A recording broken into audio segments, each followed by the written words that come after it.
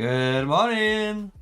We're here, guys. I'm here. I just sent out all the announcements and all that jazz. So with all that done, let's get into the stream. It's gonna be, I don't know, a nice steady away one today. I've just got to do a ton of grinding, and then we're doing some more grinding and even more grinding. As long as we can until we basically don't kill ourselves through boredom. That's the plan. That's the issue. So I've already been burning through this morning. Honestly, my CP, it's been so far 4 hours. It's taken me 4 hours just to get through not even that much CP. So it's going to take us a while to get through this. And even when we're done, we've got a little trick up our sleeves that I'm going to show off anyway. So hope you guys enjoy it.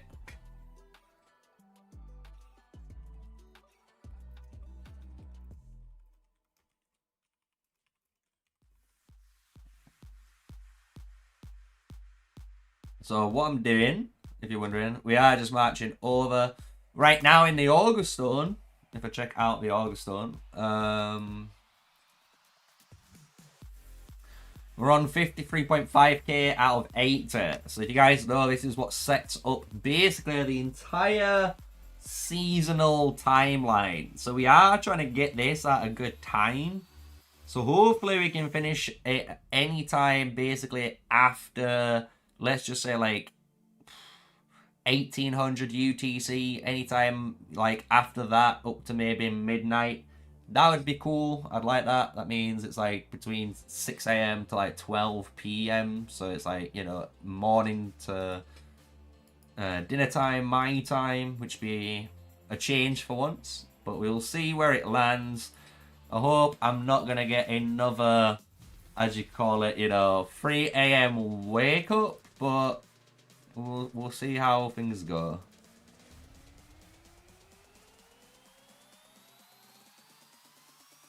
I am tempted to just start buying like this research speed ups and just keep buying the research speed ups. Is that crazy? To start stacking and preparing for my final push later on at some point down the line. I don't know why this keeps saying I can do something.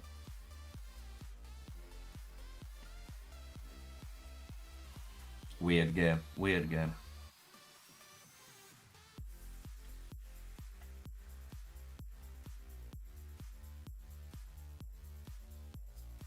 This guy's causing issues by a little farmer. Oh no!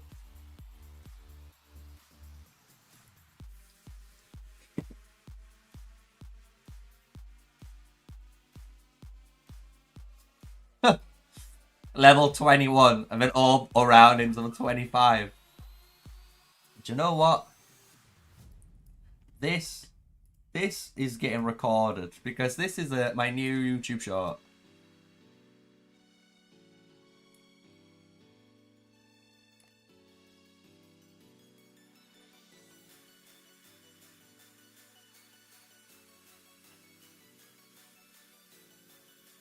That's all you need. That's all we need, boys.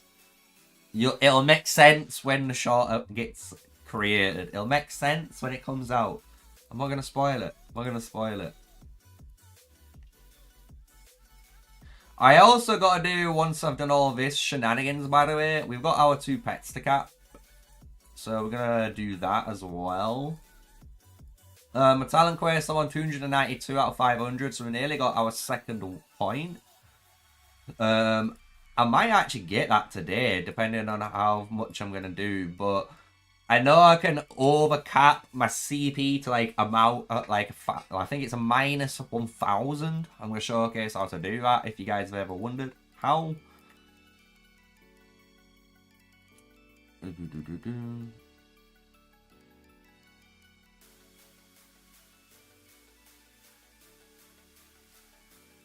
I am a Android user. I'm not an Apple user. I had an Apple when like at first, but then I switched to like a Samsung Galaxy 5 when that came out, and then I never looked back. I always had a Samsung Galaxy, but now I have like, well, I can show you two things which will make you guys laugh, but like, I am kind of like saving money on the side when I can eventually afford to, but I have like a Google Pixel 5, like, but then I also have a 7 Pro.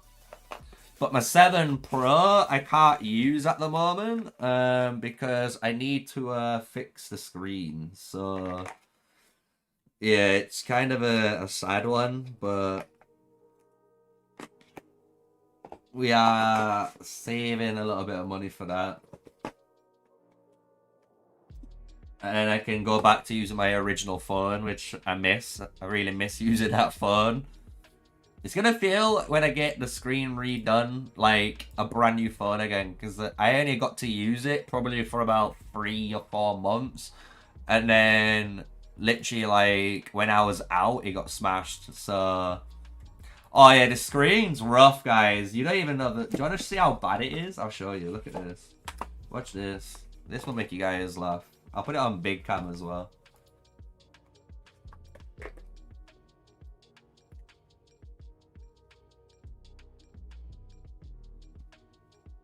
Are you ready for this? I think... yeah, look. It's dead at the minute. Oh, there we go. Bro, I have the Super Smash Bros. Logo on my phone. It's just what it is, you know? It is what it is, you know? How wild is that? So I need that sorting out. That's going to set me back like 200 quid. And the thing is, all that happened to this phone, by the way, is it dropped. I have a super protective case, but my actual screen protector on the actual screen, I took off because I needed to get a new one. And literally, as I was getting the new one, it dropped. Like, someone nudged me and it just fell out my hand. And it just landed that way. And there were like 3 small little rocks, little pebbles. And that's what you can tell, like, you know, bang, bang, bang. You know? But I haven't got to use this phone in forever, honestly. It's kind of upsetting. When it boots up, the thing is, I can show you, like, and the thing is, I don't want to use the phone because it is a glass screen, guys. So this could technically cut the fuck up, you know, cut my hands up. But, like, it does work. Like, if I enter my PIN, like, it does this, like, it's starting up. But as you can see now, look how bad it is. Like, look all the black damage, dude. And then once it's actually booted up,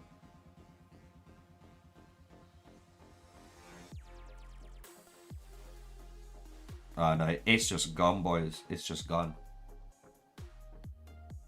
It's just like that now. Oh, there we go. So I can still kind of, like, you know what I mean? But I can't use the top side. That top side is just dead. Literally, that's dead. That's why I need a new screen. So that's been broke for, I don't even know how many months that's been broke, guys. It's been broke for ages. But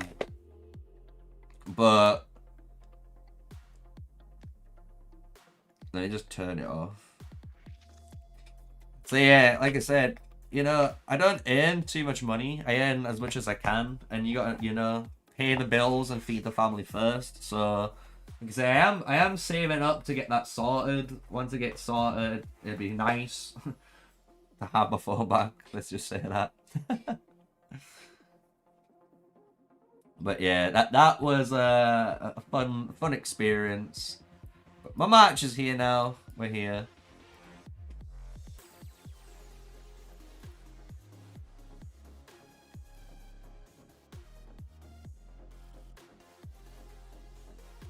Yeah, man. No, I do this full time, guys. Like, I literally do this full time. Because, like, the amount of work that I have to put in, you don't even realize. A lot of people think, like, content creation's easy. And it's like, oh, it's the dream job. And it's like, yeah, it kind of is because I get to play games for my living, but I have to do so much work. People don't realize how much work I have to do. Especially, like, just for, like, one video. It's insane, man. So... But I'm hoping, like, in the next year or so, you know, I keep growing the way I'm growing. And then I'll be, you know, earning more than I was anyway, so... You know, because at the moment, I'm like, at the moment, I basically earn the exact same money as I was almost at, like, a normal, like, 9 to 5 job. I get to work my own hours, you know? It's just obviously, like, you know, rough sometimes, but it is what it is. It comes with the territory, but, you know, I have honestly enjoyed my journey, and I've not looked back. I'm only looking forward, as you guys know. So, we're grinding every day.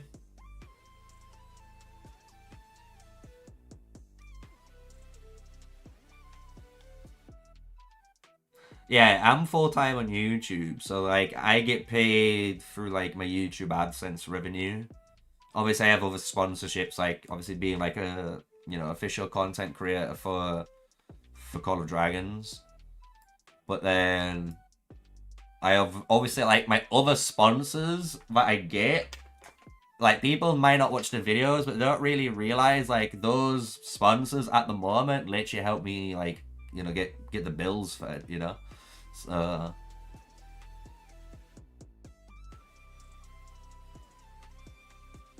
Yeah, man.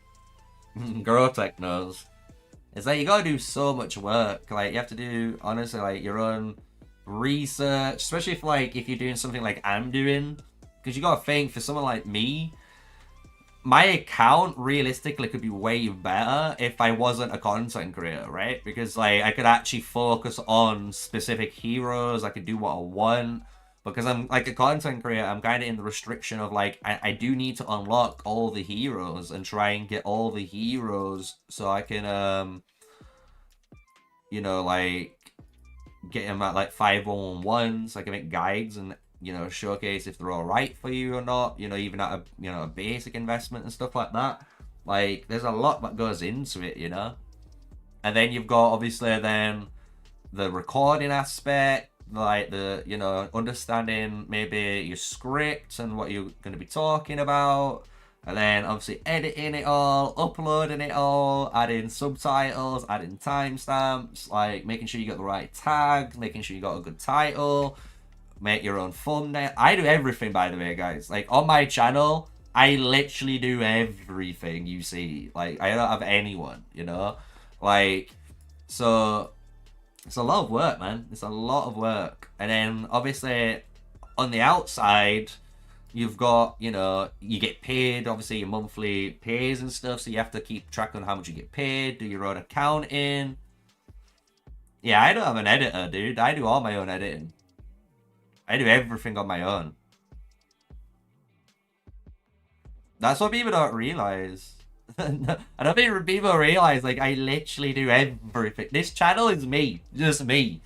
Whenever I say we, I literally mean me and you guys, the audience. Because, like, whenever you guys maybe turn up and show, you know, a view and, you know, you comment below with, like, suggestions or, like, you know, actual good info or criticism, that's what I get, you know?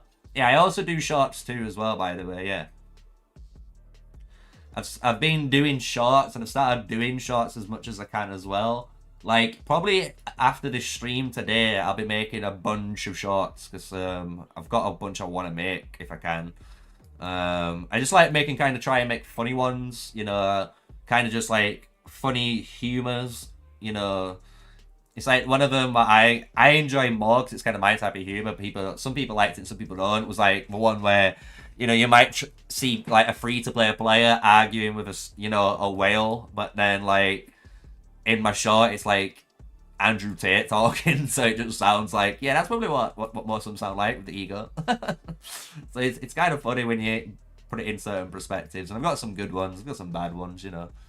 But yeah, I do it all, man. I make my own shorts, think of my own short ideas, try and put them in.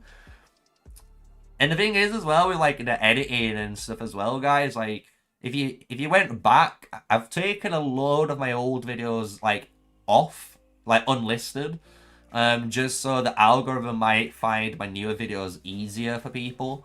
But you can still go really far back to like my old videos, and you could see like the progression of my channel.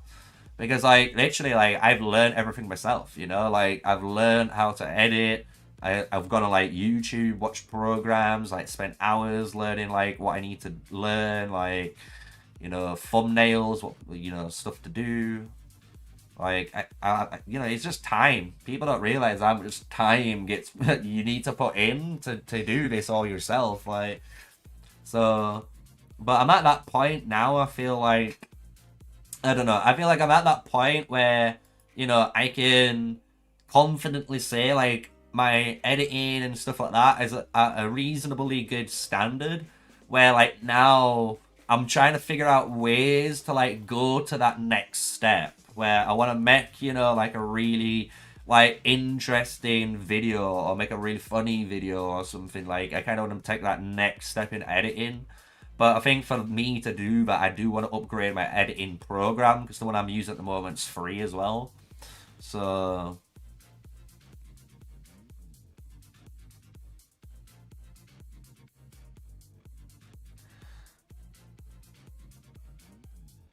oh no, I've watched Bleach, guys. Yeah, I love Kenpachi, man. Kenpachi legit was like my original. I don't know if you've ever watched like CJ the Champ's videos, but Kenpachi to me was the original like Chad, like the original like Black Force energy heat guy, dude. Like this was the original OG badass. I don't care, dude. Like he put everyone from that timeline and before to shame, dude. It was just so sick, man. And his little vice captain as well was so funny, and it was like this perfect balance of like character design.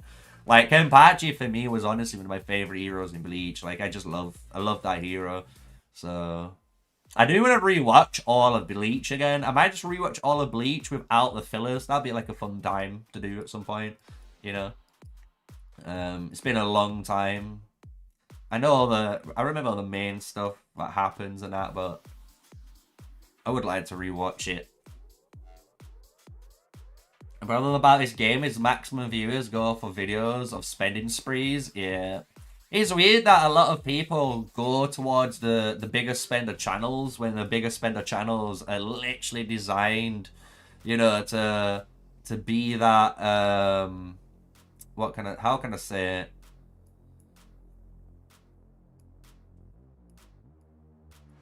Are we starting? No one else is ready. What's that? Yeah, everyone goes to watch those big whale videos, but they're not a whale, and they don't realize they're watching whale-style content and whale-style advice. It's funny, man. You're gonna be fighting me this season? It's gonna be fun, dude. I hope you enjoy it. I'm just like literally enjoying getting to fight this season. I'm just saying. Last season for me was honestly just so boring because I wasn't even able to fight because of all the drama. I'm just so glad, like, I'm back in, like, reality. I'm out of Cuckoo Land and I'm just able to enjoy game, dude. I just want to literally, even if I just send my marches and just absolutely just zero myself, I'd be so much happier than what I was dealing with, man. Oh. New Life Fantasy? No, I've not watched that.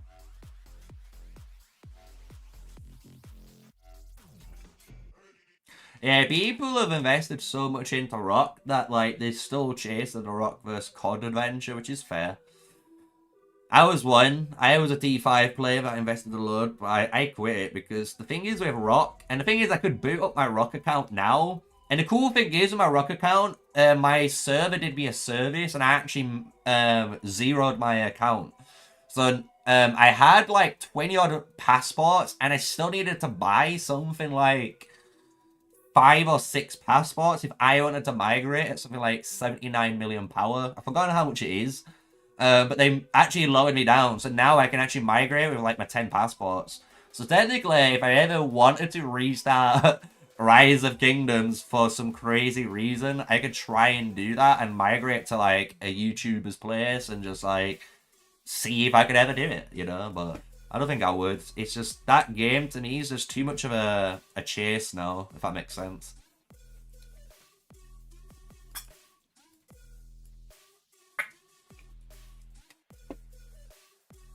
I'd rather just play some newer games.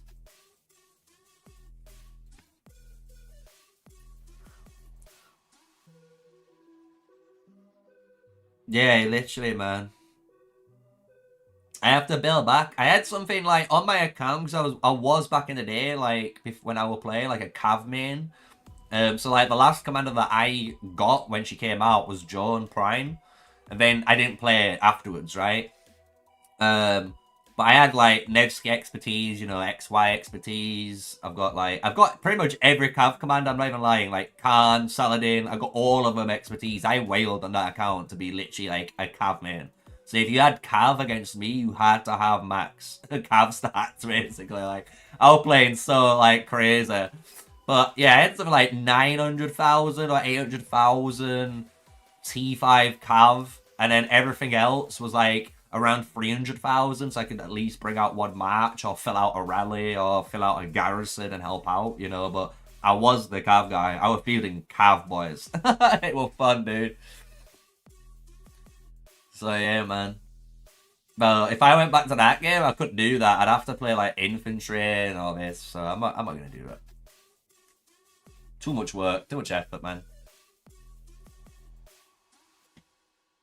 But yeah, that's why I play in COD, man. Even if like right now, I'm not gonna lie, it's so long to get to T5. I can't imagine if I started. Technically, if I was a new player now, starting now, I couldn't imagine how much longer it's going to take, because I already had some really good rewards and stuff like that from like beta and that. It's just like, I could not imagine how much longer it's going to take those guys compared to everyone else who's been playing for at least a good, you know, at least like 3 seasons now.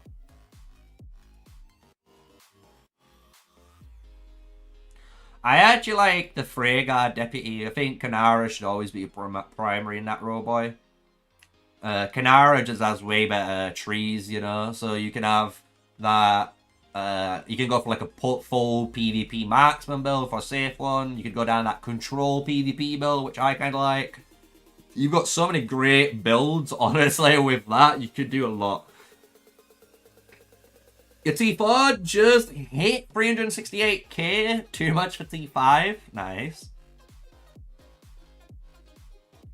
Why do you think 2 cups gold and silver and some kind of helmet with a hero that were in the first 2 seasons were removed from the profile?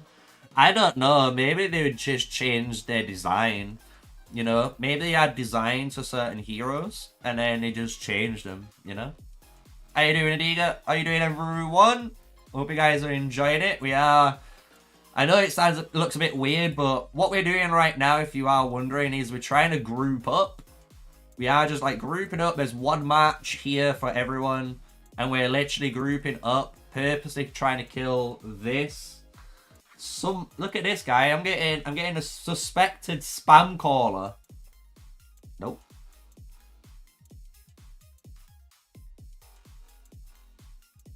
I love it. I love getting spam called during streams. And it only happens when I get streamed on as well, you know, which is weird. Trying to pretend to be Vodafone or some BS. It's like, guys, I'm not gonna get scammed, man.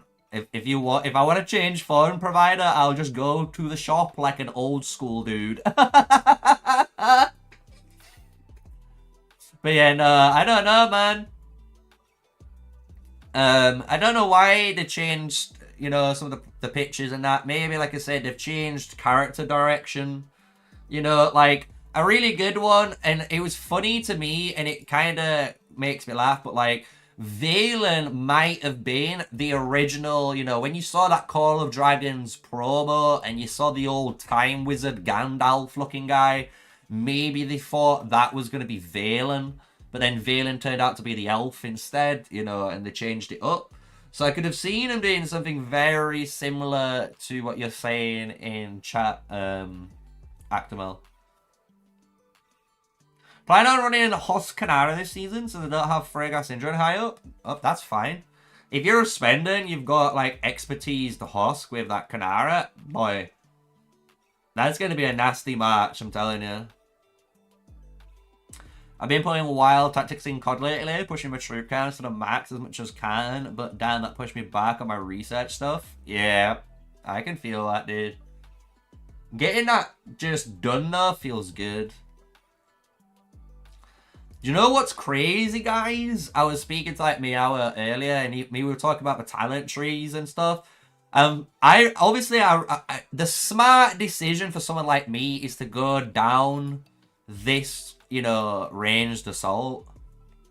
But part of me really wants to try like this, man.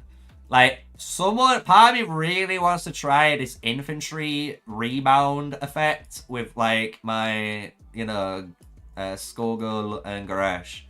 Because that is going to be disgusting. Like, disgusting good. I don't know if it'll be strong enough for T4 players, but it looks so strong. The counter attack on that plus the damage. Oh, it's everything you want. But yeah, at the moment, I'm leveling up my 2 archers, as you can see. They're about a ding again. We got our Atheist and our Bertrand up, and I've got him all the way to 51111. I'm going to wait from this until I invest into this hero any further. But I do want to use him. I'm going to have to use this guy as the primary, just because at the moment, it's the only way I can use, like, Thirst for Blood to get the triggers going. So I am going to be running Bertrand primary at the moment, but I am going to swap them out sometimes, because I'm not going to lie, the Atheist build is already looking like it's going to cook, you know, from when we were talking about it since then. You know, it seems like a really good, fun build. Let's just say that. What did I buy from the season shop? So obviously I bought my Legendary Ascension emblems, my CP that I could buy all the way around. I couldn't buy this one, it wouldn't let me. So I bought this, and then I bought this, because I just had enough. So, if we're looking at... we look at the limited store, all I bought was my Outburst of Rage now. So, I'm going to be sitting on it. I'm not going to use it yet. I'm actually going to be trying to sit on my 3-star skill. I could sell it for 3,000, but I'm not going to do that. That seems really, really bad.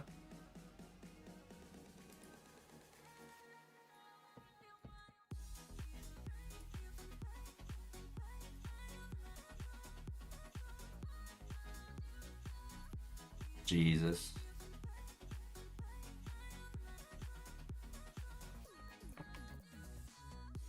But yeah, we've got those pets to do later. What else do we have? Yeah.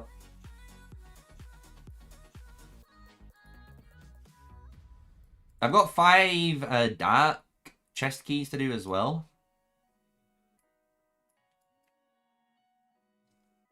Bro, I want to capture this pet so hard.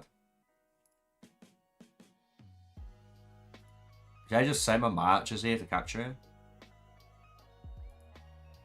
How are you doing, Sind? How you doing, everyone? If you want to help me out this morning, I know it's early.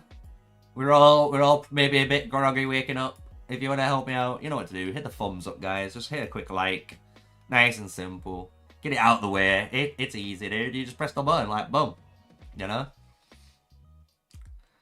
But yeah, how you guys doing this morning? Are you guys in T1? If you're in T1, let me know how you're feeling, you know? Put it in the chat. Let me see how you're enjoying this season so far. Also, I've got a good question to ask as well when for the regulars anyway. Because I am debating So this is what I'm gonna do at some point. Is I'm gonna record, right, one video. It sounds a bit crazy, I know, hear me out. I'm gonna record a video on Palworld. I'm gonna kind of like play, like make like almost like a 20-minute highlight video, because I've never played it before. I've got the game, you know what I'm saying? I'm gonna play it. I'm gonna make a 20-minute video. I'm gonna upload it to the channel. I'm gonna see how it does. But in the comments and stuff, if you guys enjoy that like game or that video, let me know. And what I might do is play Call of Dragons like this, and then once we basically run out of stuff to do, jump onto Palworld and just chill out, you know, and just have fun and carry on gaming, you know, so we don't have to end the, you know, the stream, you know what I'm saying? But you're in T1, you're against TFS, nice. Another TFS guys are grinding away too at the moment. We're in a different division though. The Z1's boring. Yeah, this is the first time we've got a little bit of, you know, I'm not gonna lie, since last season I'm playing with TA compared to now, you know. Even TA didn't do stuff like this. I'm not even gonna lie to you boys. I never did anything like this with the TA guys. So doing this for me feels so nice and refreshing, because I'm kind of used to this in Rise of Kingdoms. And it just feels good, man. Actually working together, you know, killing the boys. The boys. I've been playing for the past 4 days recently. It's a really good game. Very good game. So if you guys think it's a good game, I'm happy to try it. And what I'll do is, you know, I might make 1 or 2 videos just to see how it does, like I say. And just make it like, you know, a little highlight video. Make it a little bit fun, you know, as I go through it. And then if you guys really enjoy it and you want me to live stream it, like I say, I can do my Call of Dragons section like we always do. And then what I might do and then is just go into, you know, Palworld. And we'll just play a Palworld together. We'll explore. We'll do what we need to do. Because I know some interesting information about it. Because it did pop up on my phone. Because you guys say they might get nuked from Nintendo. But Microsoft, I believe, have partnered up with Palworld. If I am correct now. Like, I know it was already on the Xbox Game Pass, but I believe Microsoft have actually got into a partnership with those guys, and they've actually made, given them like more people, you know, to develop the game, because they're so interested in that game. So I don't think Nintendo is actually going to be able to touch Palworld. I'm going to be honest with you. And I don't think Palworld can get touched anyway, because if you're gonna, I'm gonna be honest, I've seen a few videos on it, not like on gameplay, but on this whole drama, if you want to say it, behind the game. I know you can't really nuke Palworld for stealing Pokemon's design, because I remember a game back in the day called like Blue Dragon or something. I remember like a really old game, and that was before Pokemon, and that had a very similar like animal design to a lot of the Pokemon that we know in the Generational 1, you know, so it is an interesting situation. But like I say, I'll make the videos out, guys. I'll play it, you know, off stream first, just to make the 2 videos. I'll upload them, see how it is, see the reception, and then if you guys do enjoy it, like I said, I'll put it on stream, and we'll try and make it so on my main actual stream days, we'll play Palworld, because today isn't a mainstream day. I normally stream Mondays, Wednesdays, and Fridays if I can now. That's what I'm going for. But it's day 3. We're active. I'm actually feeling in a good mood, and I thought if I can try and stream an extra day, why not? You know, so I'm gonna try and stream an extra day. You know, so. I'm enjoying it, man. I'm enjoying working together with these T1 guys, you know, in the T1 season in this Augustone grind, because we're at now 55.3k. It's nice. Yeah, I know the game's not optimized as much, but I'm not too bothered about optimization, guys. Let's be real. We're playing Call of Dragons, which is definitely not the most optimized game, right? But I can tell you, Power World would definitely be more optimized than this.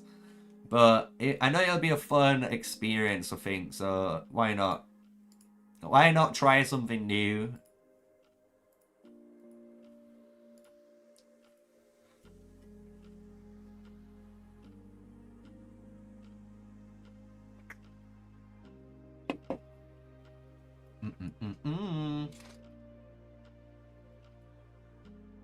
I've got so much CP still to use. I got 2,000 left.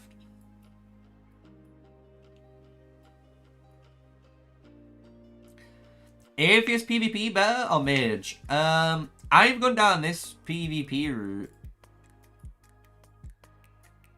I've gone down this route. I really like this route. Especially when I'm going down the mobility tree too on purpose. Because I'm really doubling up on all this march speed. Because I'm getting 10, 20, 30, 40%, 45%, hold on. 65% march speed increase, boys, when I run Atheist Prime with a Bertrand. So, that's the build I'm running on mine. I want to be a nuisance when I run that. Because I really want to basically say, the way I look at it, if you guys are wondering, oh, let me just attack this. I don't want to lose out. I don't want to lose out. The basic way I look at the pairing is you use Bertrand Primary at the moment to get the stacks, right? We need the stacks on First of Blood and this to get us at least to 8% on here, which is fine. So we can do that. If you don't care about getting 8% and you're happy with just the 4%, I'd run the Atheist Primary so you can be more of a nuisance. You can get in and out of combat so much faster than with, you know, if you ran Bertrand. So, but the Bertrand build does emphasize more on raid cycling and more on, you know, dealing, you know, big damage, if you want to say. But if you're not bothered about dealing big damage and you want to kind of sustain and just, like I said, be a nuisance, both are good. So I'm going to try them both out. What I'm also going to do, guys, it's going to be a fucking mental one. I know it's going to blow your guys' brains. But on my Canara, I'm going to test one thing out so I don't fuck my entire account over. I'm going to test Steady Shot with the ranged, you know, ability. Because I want to see if I reduce my range by 3, but if I'm at the mage range, does it negate it? Or am I still technically in greater range than a standard, you know, medium? Do you know what I'm saying? Because if I'm still better off, it basically almost negates it, right? I'm getting 15% extra attack. The thing lowers your base attack, so at least, I know it's not increasing my base attack value, but at least it's giving me something back off it. So, I am going to try it out and see if it might be an all-star talent. There's probably another couple of guys talking about it. I did mention it to Meower. He might have put it in his video about it, which would be good.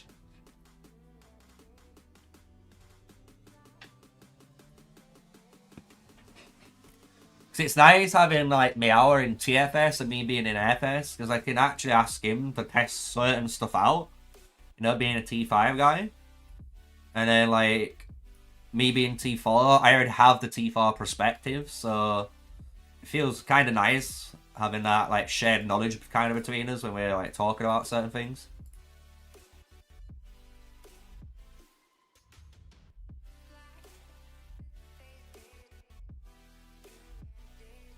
If you're happy with Fear Atheist, guys, you don't have to be forced into it, you know? The thing is, if you think about it, I'm not going to lie, this is kind of the beauty of your generational 2 tokens. Because, let's just be real right now. If you're not happy with Bertrand and Toha, guys, you've got generational 2 tokens, like you could maybe use them on your Syndron, your Freyga, you could even use them on your Kanara. You know what I mean? Like, you actually have some good archers that you could run. You know what I mean? So, definitely could do that.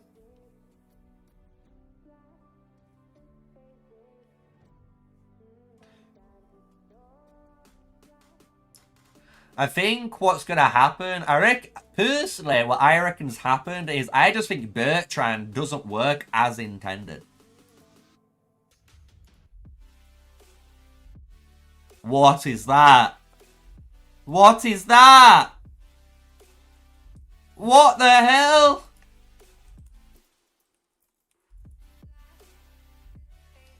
Modena, our Beastmaster and FS.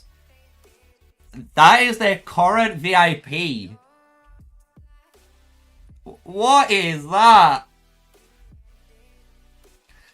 I think Fear is too universal not to use her. She fits majority of playstyles and matches very well. Is your Halloween Awakened? No, I haven't used my Halloween yet. In my testing, you didn't need Awakening on Halloween anyway, because he deals continuous damage factor, right? That's insane. Like, legit insane.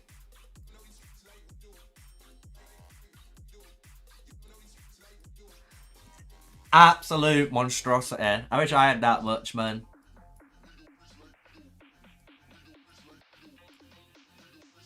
That's crazy. I don't even want to know how much. Someone can calculate it. Someone calculate how much VIP was in that screenshot. Maybe, you know, just quickly go back, pause it, take a screenshot of it, and add it all up in a calculator. Like a scientific one.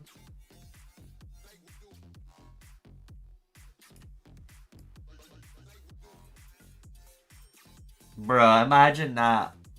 Imagine you could gift it or scrap it or do something with it for... Put it this way though, at least for Modena, when, you know, the next VIP ranking comes out, they can just instantly go to the next VIP ranking almost.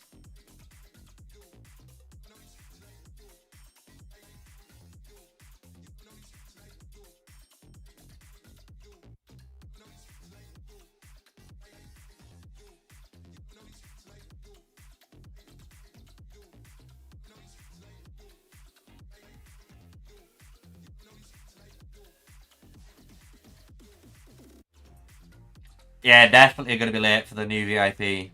But that's what they're saying in chat, literally. I'm just going to say, look. There, look. Man's got... Someone's already worked it out. He has 1.1 million...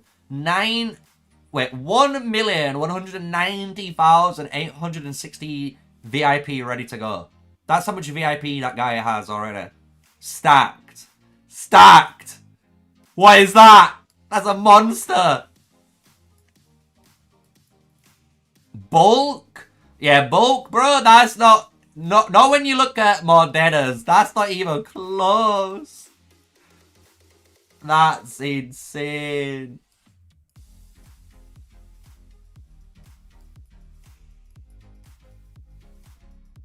Literally, imagine.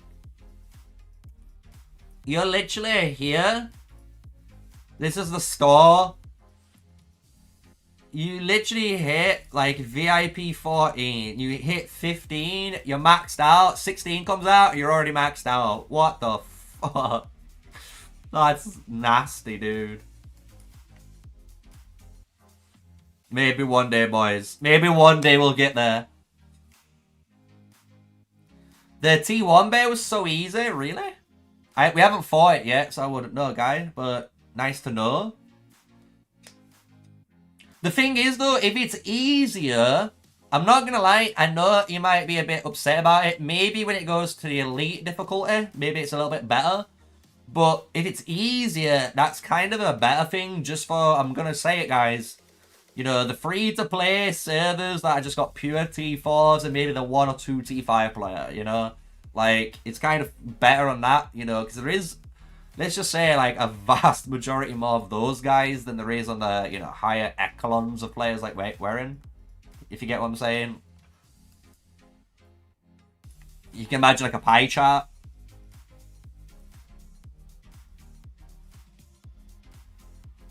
Oh my god, you ally with Jason? Yeah, Jason's in our alliance this season.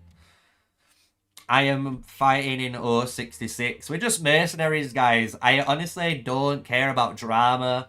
I don't even pay attention to a lot that's happening. I just kind of log in, check the markers, check the announcement, see if we're fighting, what's the today's plan, and then we game. So, you know, it's been fun so far, you know, I'm not gonna lie, it's been fun. I've been in a couple of the town halls, they've been fun as well.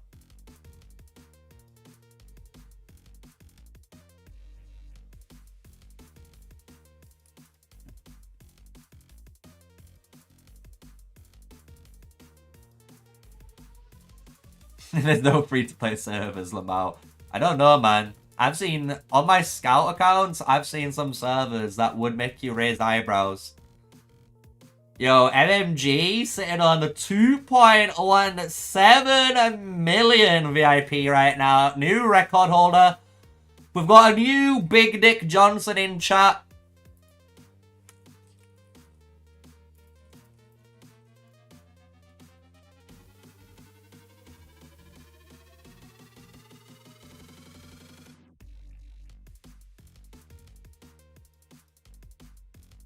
That's insane. I let the FPS boys know.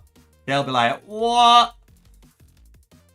But yeah, no, honestly, we've been enjoying this whole experience so far. I've not had anything bad to say. I'm not gonna lie, really don't. I saw on some sites, new account, in a new server, 10 million gems, but it's costly. Jeez. Oh no, imagine what Nephisto has. Bro, should I message him? Should I ask him? Hold on.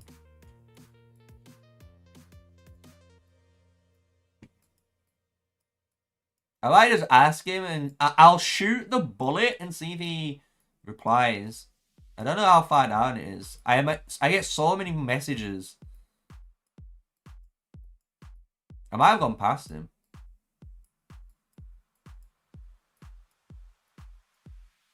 Maybe I have to clean up the chat. Maybe it's time to clean up this chat log here. This is kind of... I went past him, bro. Bruh, I went past him.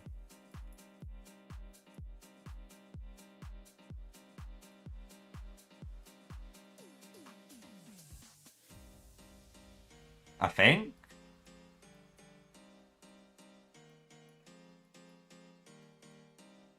There we go. Yo. By any chance, for humor, could you send me a screenshot of your current honor token you have stacked to see how much VIP you're sitting on? So far, our current Big D champ has 2.17 million VIP stored. Bro, I've shot the shot. I've shot the shot. Who knows if it happens or not? It'll be funny if he's online, he sees it, and he just he sends it. I'm like, oh my fucking god, dude. Oh, that'd be funny as hell to look at.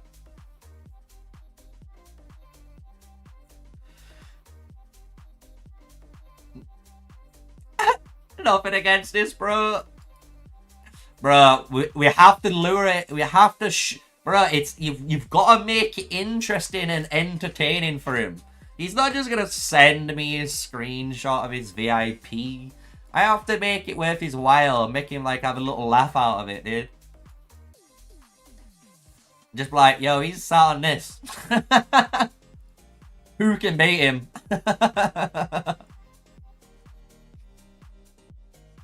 You're betting on the 20 million? Oh my. I could see it. I could see it.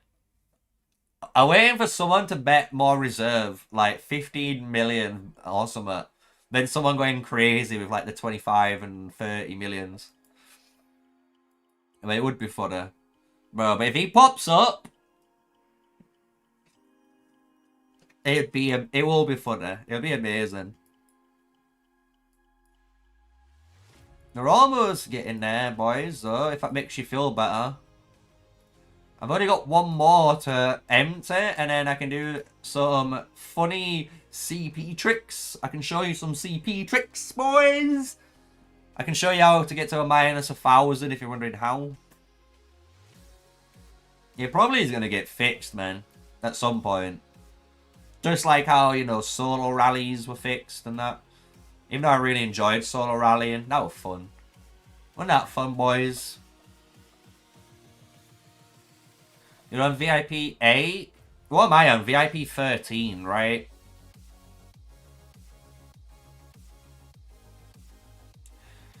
I've been an archer player from the start, mainly. I've always kind of been one. I've been an infantry and archer, man. The only mage match I've really worked on heavy so far is my flying one. And that's when eventually I'm going to get enough gems to, you know, buy the faction change. I am going to faction change this season. I'm going to go to League of Order for a bit. It's been a while. If a new faction comes out during this season, I don't care. I really don't care. You know, I'll just change faction. Maybe the faction's not even a good faction. Who knows? Who knows?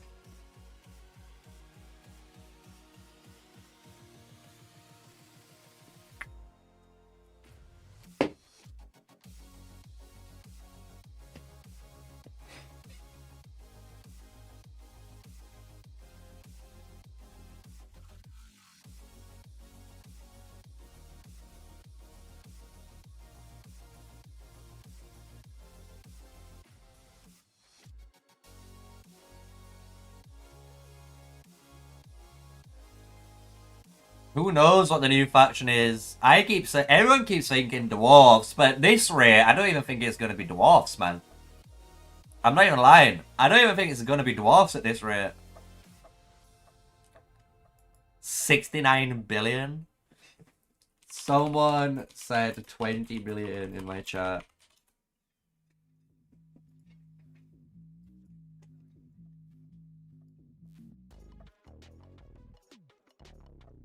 That would be the funny one, though. Finding out how much Nephisto has VIP.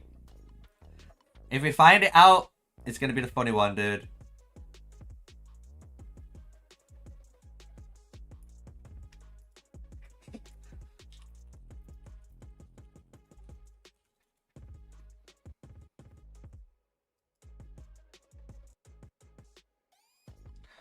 I have sent it directly to him. But it might not be online. This is our chat. Because, like, I have asked him a couple of bits as well. We have talked, you know. Look, by the way, this is when I was in TA and I was with T4. Bro, my guy said I was stronger. Oh, we gave a better fight than TFS did in Roots of War. My guy was shooting shots back here. This was going, like, last year, though. So don't go crazy. Don't take that as anything, you know. But that was funny, man. I was like, hell yeah, dude.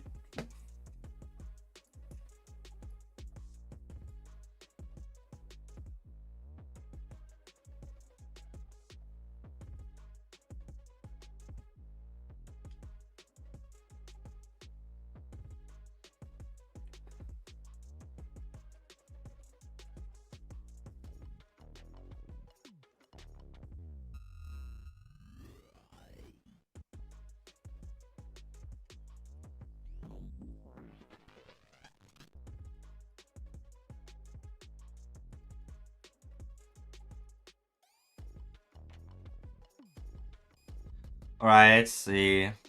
Who's next? This phase 7?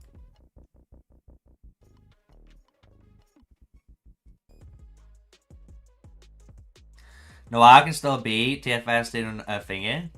I don't know. I don't know about nowadays.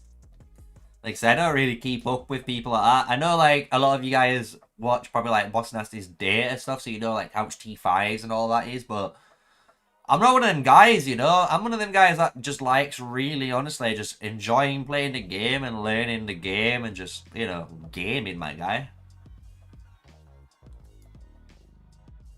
You feel what I'm saying? I've always been like that. I don't know. I try. You can try to get into it, but for me, I don't know. I just lose interest. I'm kind of like,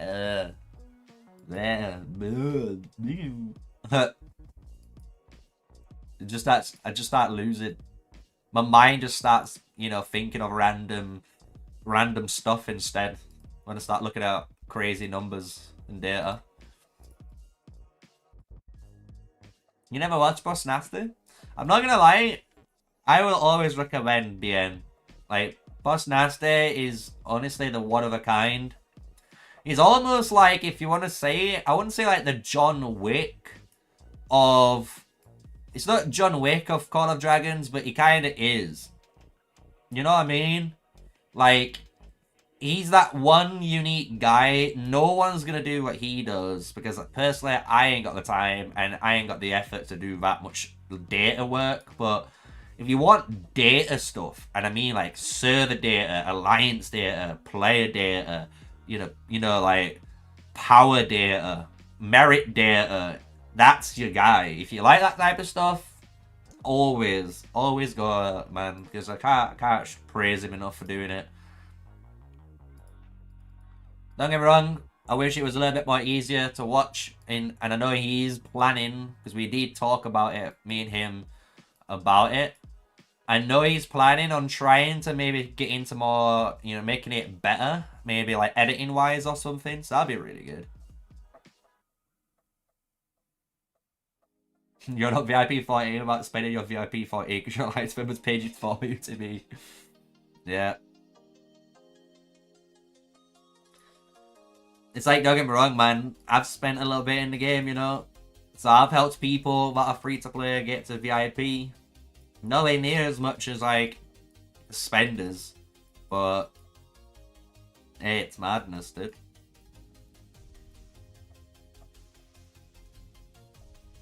We'd have to refresh after this one. Oh, no, we don't. We can swap marches. Guys, we've been grinding that hard, and I didn't even realize that, boys, we managed to get it.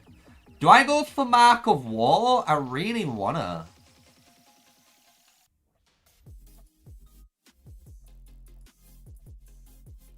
I'm gonna try Mark of War. I always go Mighty Slash. I'm going Mark of War.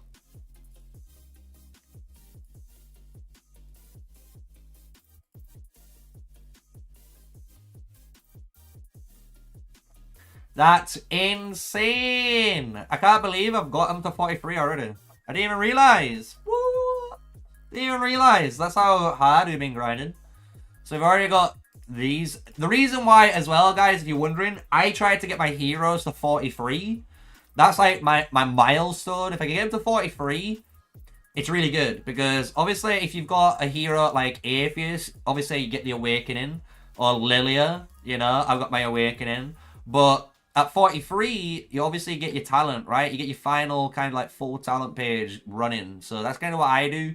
Try to get these guys rocking first. Because as soon as I get to 50, bro, the level 50 to 60 grind is so long. I'm not even rushing to get there. I'm not even lying.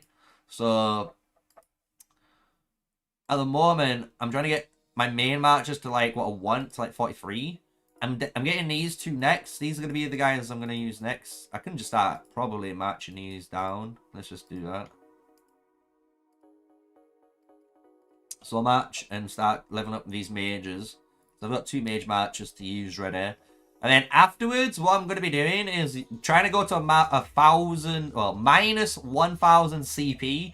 I'm going to be using Goresh Skogul. I'm going to be using a Harlequin Mask as a little spoiler if you can't figure out how to do it. It's kind of been on screen all this time for you guys if you've not figured it out either. I am going to just like record it. I'm going to make a video about it and stuff maybe. It's known in a lot of servers, so it's not like I'm, again, spreading something. And I can guarantee the devs are going to be most likely, patching it, But if you can't figure out what to do, we'll see if you can figure out what to do right here.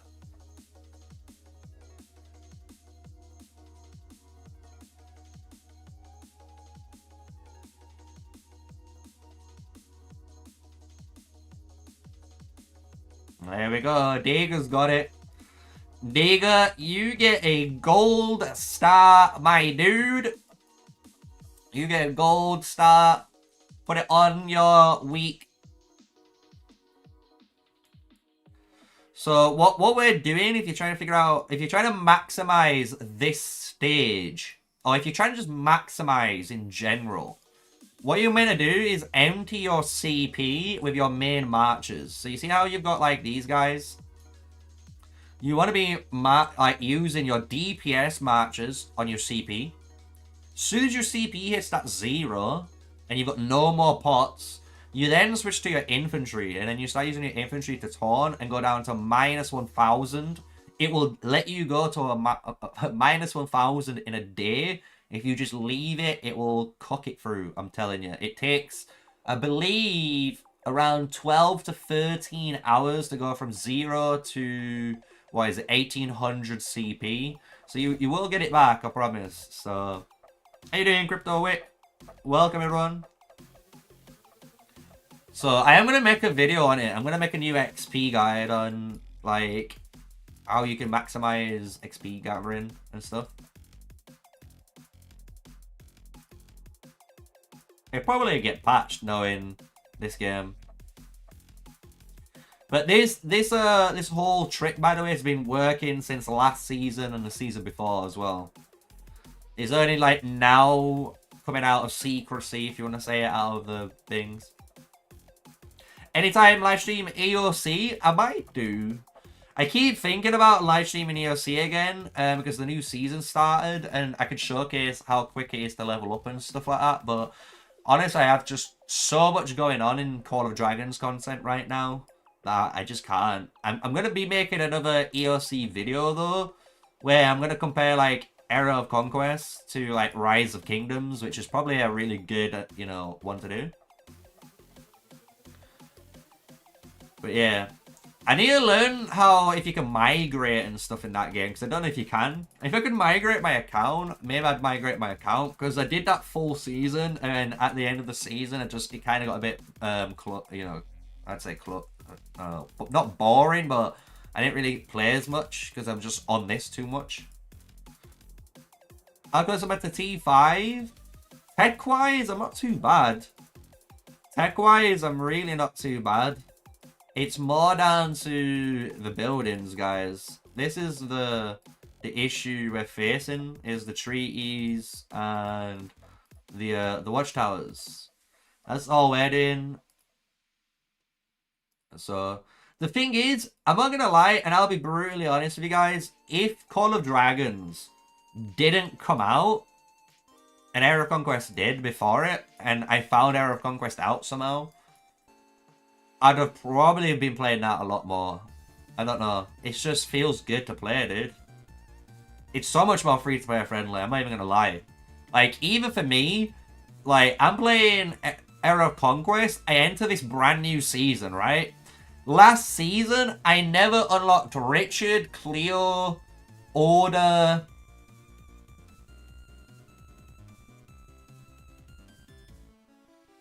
Hannibal? I think. I wouldn't say those guys. Say like 4 or 5 heroes. I missed 5 legendary heroes out of all of them, which is crazy. And then on top of that, you start a new season off, and then you get the Tavern. And the Tavern just lets you get a free legendary hero. Like, you literally unlock for free a complete legendary hero, max stars, 4 skills whacked onto him as well. It's crazy. And then later on, you can get a second one and a third one.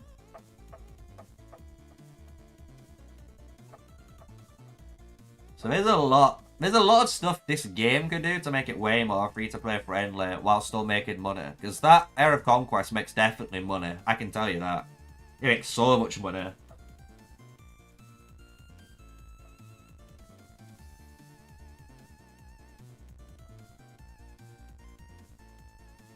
Yeah, literally, yeah, man.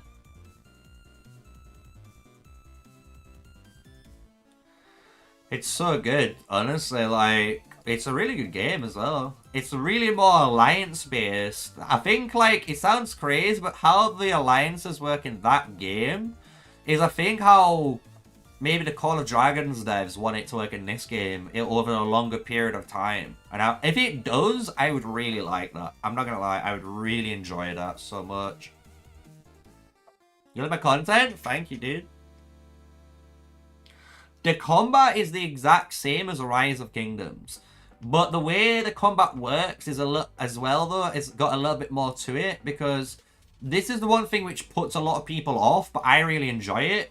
The way combat works is because you can have up to 3 commanders in one march. What happens is it kind of goes your commander versus their commander, and then it's like your secondary versus their secondary, and then your third versus their third. But your secondary commander could say, like, I could disarm or silence 2 of the enemy's, you know, commanders at random. You know what I'm saying? So you get that type of aspect to it.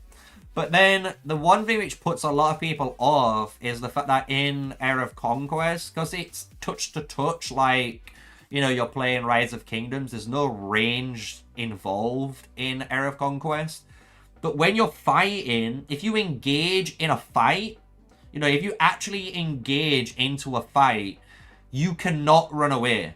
Like, you legit cannot run away. The game enforces you to fight. And it's really good because it sounds a bit crazy, but how we play Rise of Kingdoms is all swarm meta. And you all, you know, murder ball up. And that's what you do in Era of Conquest. But you can see how much more impactful your targeting is. Because if you target the wrong heroes and you target the wrong, you know, marches, you know, you feel it because you get destroyed compared to your opponents. You know what I'm saying? So it's a really, really different, like, system in that aspect, but it's really good. I enjoyed it, honestly. And, like, as well on Era of Conquest too, it's like I said, the way they even just do season resets at first catches a lot of people off guard. But I love it. Imagine, I'm not gonna lie, imagine in season 1, your very first season, even as a free-to-play player, you can unlock tier 5 units, because that's how fast the progression is in that game. But next season, the way it resets is it only resets, like, your buildings, because your buildings is what ties your, you know, level of units, like your progression of units. So in one day, you can actually go from Civic Hall 1 all the way to, like, 14, and then you can go up again to, like, 18, and then up to, like, 21, 22, really easily. Because they give you buffs in the game that, you know, increases your buffs and stuff. You know what I'm saying? So it's nice and easy to go, dude. Oh, Crypto, thank you, dude. And Grotech. Both of you guys, thank you for the celebrating with the super chats. Thank you, guys. Honestly, I know you say you don't have to do that. Honestly, guys, you don't have to give me any money. Even though I appreciate it, I know you guys want to support me, but just watching the videos and just, you know, maybe sharing it out there and getting the views is all I ask, you know, all I ask. But thank you for your for the donations and the super chats, guys. Always here. We'll always appreciate it, but you don't have to do that, you know. But yeah, Era of Conquest is, honestly, it has a really good formula. It catches people off guard, but I'm just telling you, one of my good friends and content creators did quit both Call of Dragons and Rise of Kingdoms to keep playing that one game, so it must have something good about it, right? Even though they will agree the combat isn't as smooth. You know, like how smooth the animations look in this game? And just how smooth the movement is and stuff. Yeah, it isn't like that, right? And yeah, it doesn't have flying units or ranged. But it has its own version of its own in-depth, you know, mechanics. And it's good, man. It's interesting, you know? And like I say, you'd be surprised on how you don't even need to invest money into that game. At all. Sinchi also got, so you have to get it too. Oh, thanks, dude. I bet Shinji appreciates it too, man. He probably said the same thing, hopefully. But yeah, guys, you know, honestly, I need to do anything like that. If anything, I might one day, maybe one day, I'll start a T5 fund through my PayPal account. If you really want to help me out to get T5, we'll do something like that. But I really don't want to ask for money. I just don't think like the need to do it. I enjoy my job. I enjoy playing Call of Dragons. I enjoy entertaining you guys, you know, and I make enough money as it is, you know. So in theory, all you can do is hopefully go up the more viewers we get and the more we grow over time, and hopefully Call of Dragons gets better, we hope, right? Even though we're in that rough spot right now, but we're doing it all together. We're marching through the rough times. I don't even think Shinji logs in anymore. I really don't. I don't know when was the last time you logged in. Because we'd talk and stuff, and it would test here, look. But we normally talk more in Discord. This was like whenever he's on live stream, I'd send him images through the chat. It's just easier. Yeah, if he replies in game, then he must still be playing.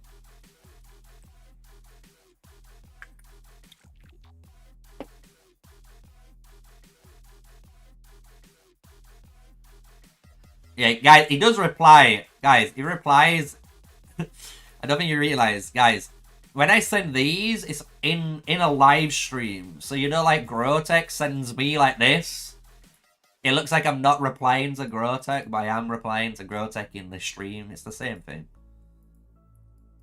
He was asking me about my dog, so I sent him a picture of my dog, you know?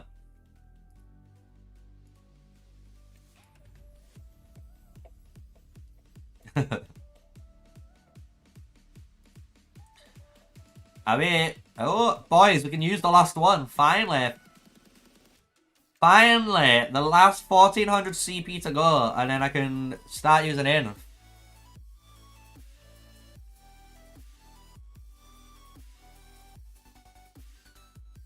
That's a bear, not a dog. It's tiny when you see her. She's small. It's funny that, like, she's downstairs, and on my lap right now, I have, like, Yoda. He's just sat here chilling. You would assume Yoda is actually a human the way he lie down and stuff, but, you know, he's not.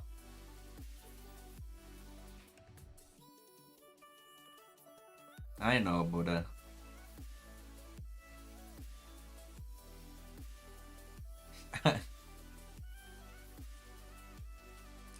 So here we go. Let's get this final stretch, man. We've almost got her to 43, which will feel nice.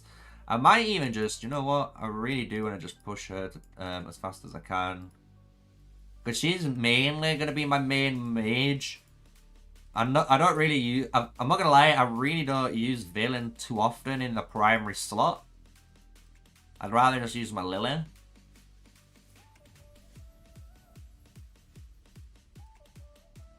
Yeah, Call of Dragons has slowly become very pay to win.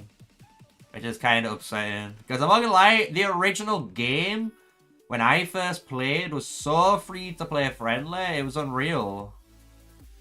And then it just went downhill. So maybe they might do some changes or something, who knows.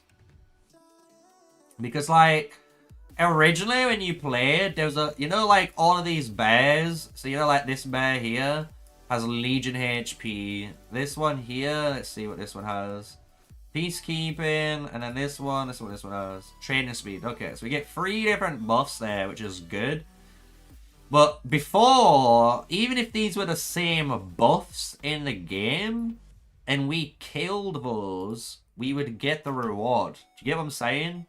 So like before, in theory, you was able to get way more behemoth rewards, because you could just join alliances and help them out.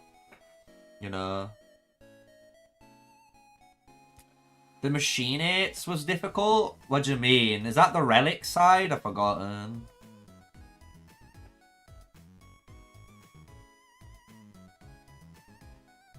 Yeah, that's what I've heard. The thing is, so I heard about Era of Conquest mainly from, you know, again, only what I know. They said that, obviously a spender...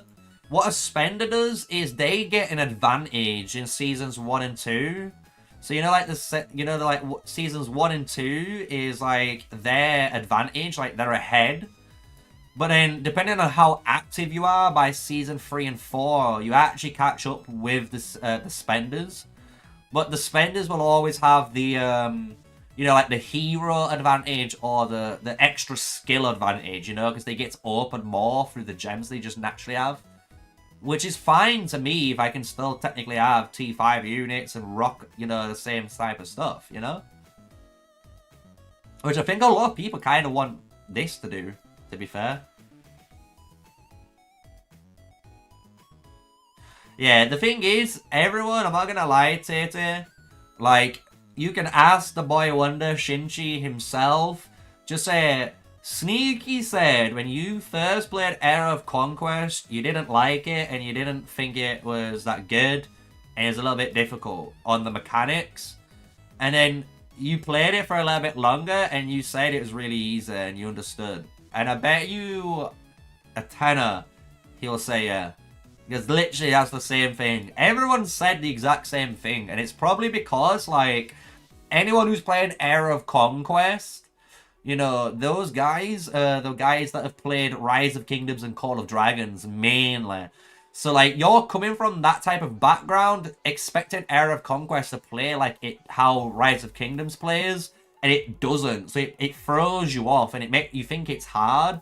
But, like, if you actually, looked at it like a brand new game and, not like something else, like a similar game, you'd be surprised on how much better you'll, like, pick up things. Because it is really easy to get into once you understand it, honestly. Like, wake up, hit 3 garrisons, get your resources, hit 3 relics, you're done. And then, like, the advanced stuff is, like, do you want to go to your enemy zone and kill them to get extra bounty coins or resources? Or do you want to, help your alliance in taking tiles by just, swarming down, the tile fortresses to expand territory? You know what I mean? Like, you basically just ask yourselves, what do you want to do? And if you don't even want to do anything, you don't have to do it. That's kind of the beautiful thing about that game. But yeah, it has a lot of stuff to do with the events as well. Like, you can do a lot of events too, as well in that game. It's fine, You normally realize when you play Era of Conquest, one system literally plays out 3 of the systems. You know what I'm saying? So it's like when you go for, like, how can I put it? It's like your events and stuff unlocks, like, all of your armors and that, which is kind of easy and that. And then, like, your relics again, which is, like, your artifacts and stuff. Yeah, like, the way Era of Conquest normally breaks it down too is kind of like, it gives you so many mechanics, it lets you learn them, and then it gives you some more, like, newer mechanics, and it keeps expanding all of its mechanics over time. And then hopefully you understand after, you've played the game for about 2 weeks, you've got a really good grasp of what you're doing. Because that's kind of how I felt when I played it, but more like after a week, I understand kind of like what I was doing. I enjoyed it anyway. I'm not gonna lie, I enjoyed the game. It's a good game. Can't say anything bad about it, let's be real.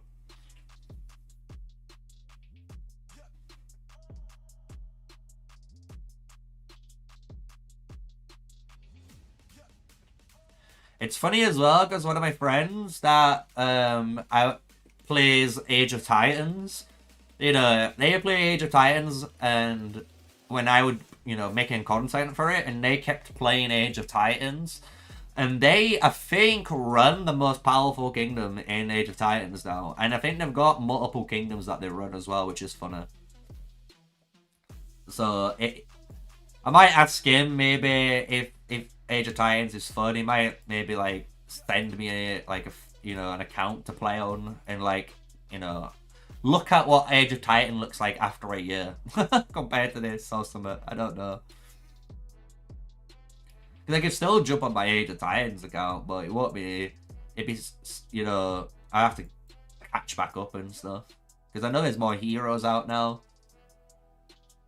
They even brought out some anime heroes in Age of Titans. I think they brought out, like, Full Metal Alchemist heroes. Like, you can get Edward and, fucking greed and everyone like that. Like, literally, I was like, what? No, I've not tried Viking Rise yet. I'm not gonna lie, at the moment, I feel like I'm not gonna try any new games unless a sponsor explicitly asks me to. You know what I mean? Because then it's technically worth my time because of the, I'm earning something out of doing it. Unless it's something I enjoy, I'm gonna play, like I say, guys. I've already talked about it, but I am gonna play like Pal World. I'm gonna, record myself playing like, 2 videos of it, and if you guys really enjoy the 2 videos, I'll live stream it. You know what I'm saying? So, but I'm not gonna like just randomly play something again. Because I've tried, like, I'm not gonna lie, I've tried stuff like that Million Lords. I'm not gonna lie, Million Lords was really fun, and I even told Shinji, and Shinji said, like, oh yeah, I covered that game about a year ago. And then, like, a year later, he covered it again, and he said, oh yeah, it's actually much better than what it used to be, and it's actually quite fun. So, you know what I mean? Like, I am willing to try stuff, but for me, I just need, like, I need a decent reason, unfortunately.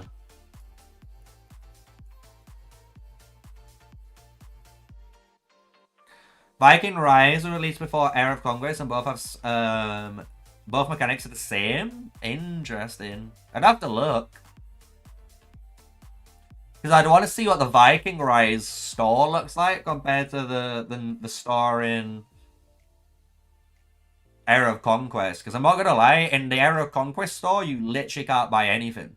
The only things you can buy is like your daily bundle, which has Leonidas in only. You can buy your monthly, like, seasonal pass. And then you got, like, your settlements. But your settlements are, like, your pop-ups that appear when you hit certain civic halls. And you're not even, pressured into buying them because you can buy them at any point in the season, too. So I wonder, like, how it works on Viking Rising. Maybe we do something. I don't know. Maybe I try and figure out a good way. Or maybe, one day I download a bunch of games on the phone. And, like, I stream the phone and we do, like, a really fun stream where, I don't know, I play a new city builder game for about an hour or 2 hours each just to see what it looks like and how it feels like. But I don't really like doing that unless it's something unique. Like, Million Lords Mobile I could do that with because that was really fun and unique. I was there, like, doing, like, a 1v4. I was literally getting attacked by, like, 4 different people.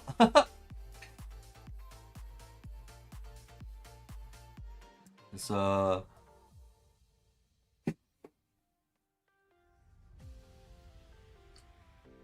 have we hit our hero levels? She's 43. I need 43 on my Valen, and then we're done.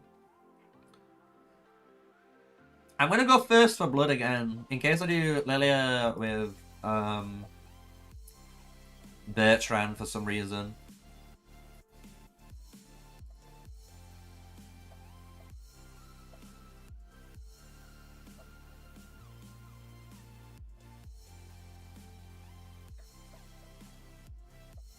Working on a new game too called Battleground Heroes. Yeah. I need to get a shout out to check out a game called Heroes of... is it Minerva or Mavria or something like that? It's basically like a brand new version of like Clash of Clans, but I think the difference is, and this is where I personally start raising eyebrows, but I kind of do see it as one of the futures potentially. But I believe it's a crypto game, meaning it's a play to earn a game. So you can play this game, I don't know what you earn, but by playing it, you're going to be able to like earn something and you can actually make a living off the game. I don't know if that's true or not. I can actually do what? Let's just actually do this. I've got an idea.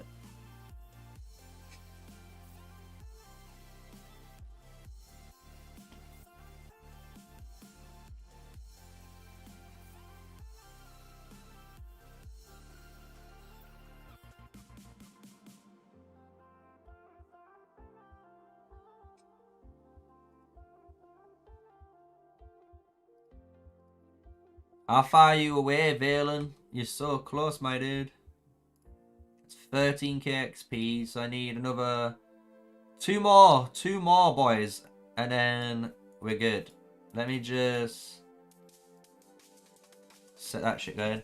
Right, let me switch. I'm gonna switch to my internet panel. So, if we look, this is what I was talking about. I was talking about this game, and you'll see what I mean. Oh wait, can you see it all right?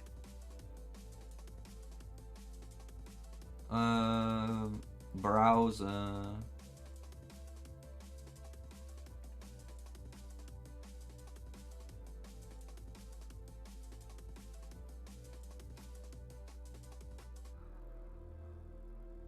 I'll just do it like this. So this is the new one. So this is the new game. It's called Heroes of Mavia. So it's like playing Clash of Clans, but instead it's like this new hot take, as you can see, right?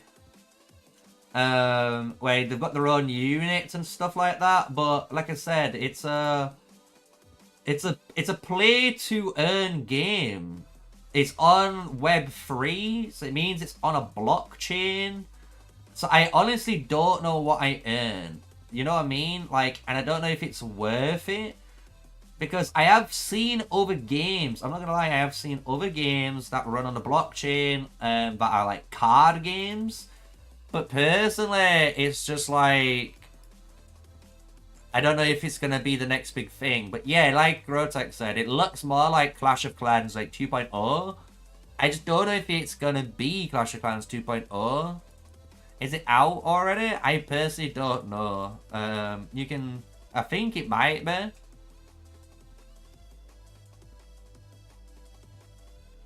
You reckon? Maybe it's something I'll look into, you know. Maybe on my second channel. I have a second channel literally called Mr. Sneaky Gaming. It's got one video on. But like, I might make that. Maybe I check out Heroes of Mavia and put it on that channel, so it's kind of away from this. Because I kind of really don't want to put crypto and blockchain stuff in here. Because I do like the idea of it all. I'm not gonna lie, I do like the fact that in theory what you could do is like, you know, say you were playing, not maybe this game, but maybe like you are playing like RuneScape and you can just, you know, sell stuff. You know what I mean? Like you could play RuneScape, I could kill someone, I have like the Dragon Scimitar, you can sell the Dragon Scimitar, or you can just sell your whole account for so much money, right? Because it's actually an asset, and like that asset has like an actual code, so when you sell it, that code goes to someone else, so they own the legal rights to it. Like I understand in a gaming world, to be honest, it's a really cool concept, you know? But it's still a bit up in the air. I know, like, there's no legislation, if you want to say, with crypto at the minute. So that's why I think that's kind of the issue comes with. I think people want just some sort of legislation or just something just to keep it in check so people can't get as easily scammed at times, you know?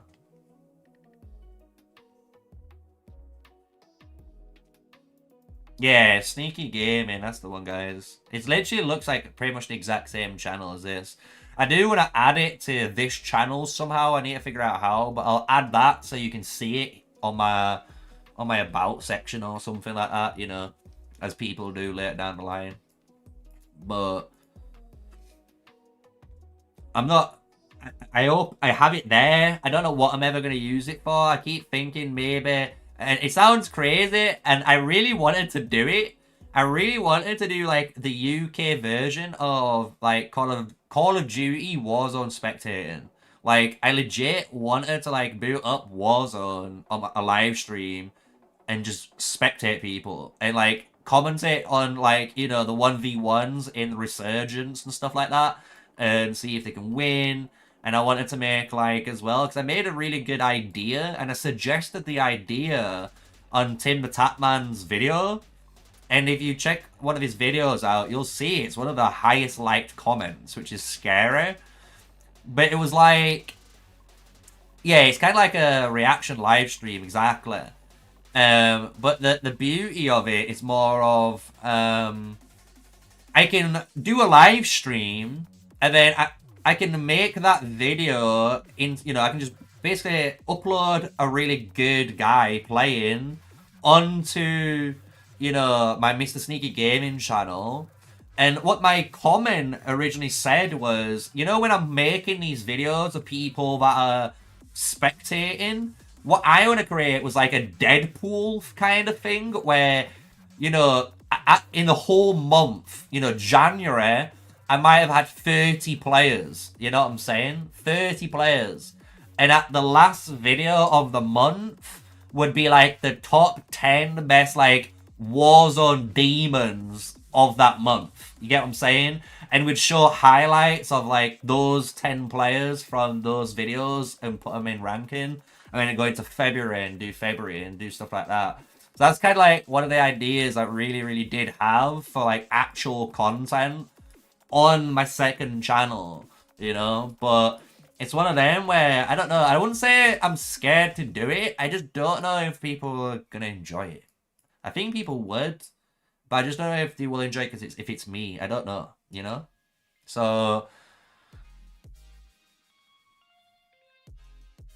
it'd be really cool because I could even like certain days, like, you know, maybe I get other, like, say, maybe I do get other content creators in. I could get Shinji in because Shinji's playing Call of Duty, you know what I mean? And like, I get Shinji in and like, I could purposely go into like a team one with him, but die and spectate like Shinji and his two guys, you know. Yeah, I want to change the name from Mr. Sneaky Gaming to something else, but I don't know what.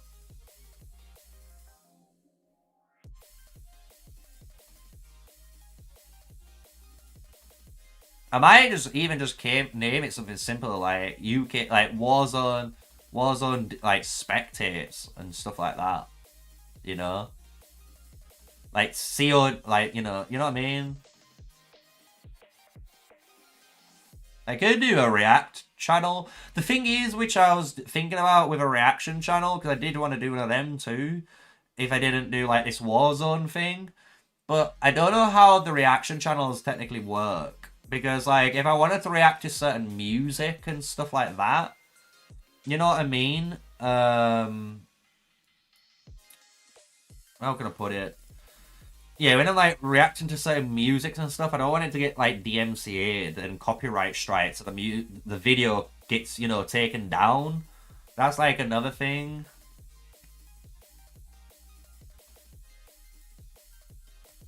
So I don't know if I do a reaction like channel. Maybe I do it live and then I have to chop up parts of the reaction. Or maybe, you know, I pause during videos when I'm reacting to certain things. Obviously, because I know for content, personally, I know for content you have to transform content, right? Yeah,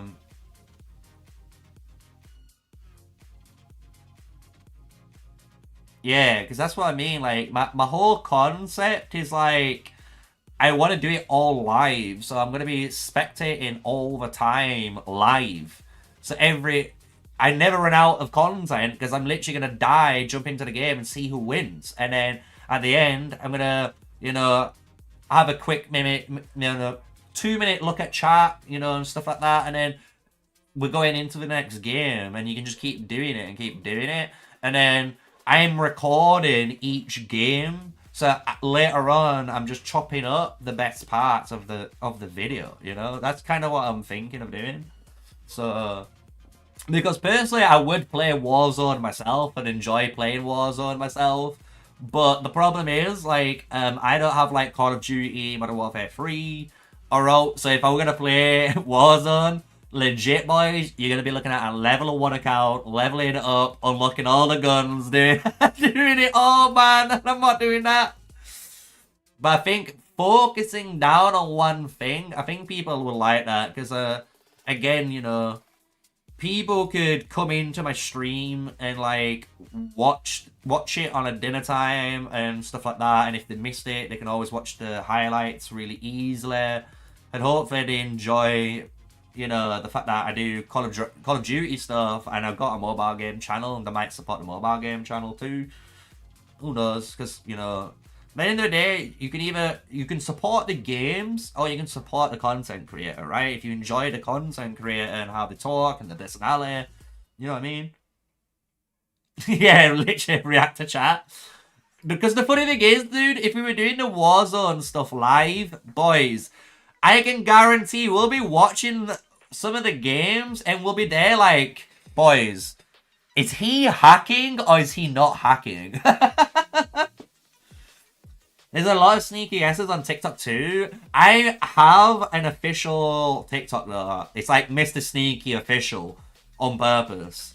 So, but yeah, man, like, even on the Mr. Sneaky Official, I can make that a TikTok that does my Call of Dragons and my other channel. It can promote both of them and hopefully get traffic to both of them that way. So I've got like a nice little, you know what I mean?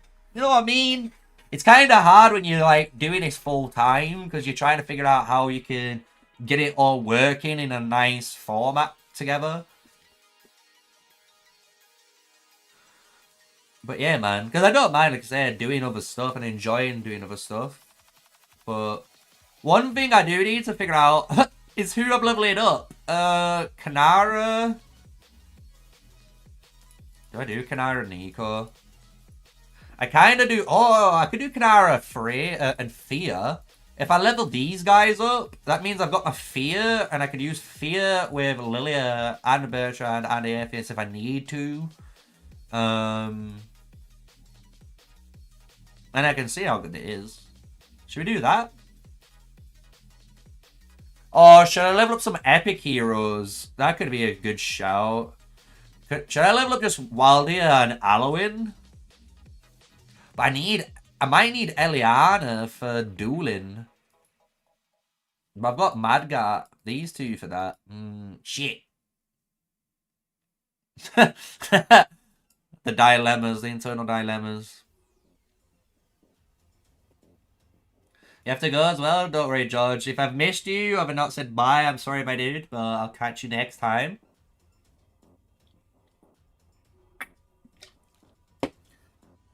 Okay. We're gonna do Craig. Kanara Craig.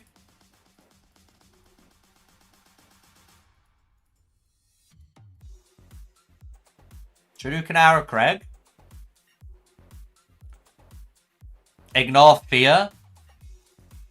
The thing is, if my Fear were like 5-5, and then this was 5-1, I'd be cooking. I'd get behind the Fear hype trade, but at the moment for a T4 player with these stats, I honestly feel this, man.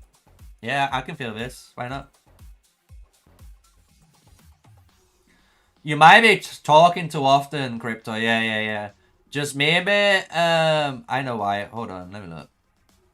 Let me see the stream elements bot. I might have to have a look.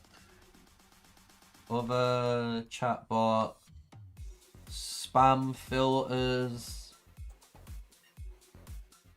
There's only link protection on, so you should be good. I'll put repetition protection on in case someone tries to spam me this exact same shit.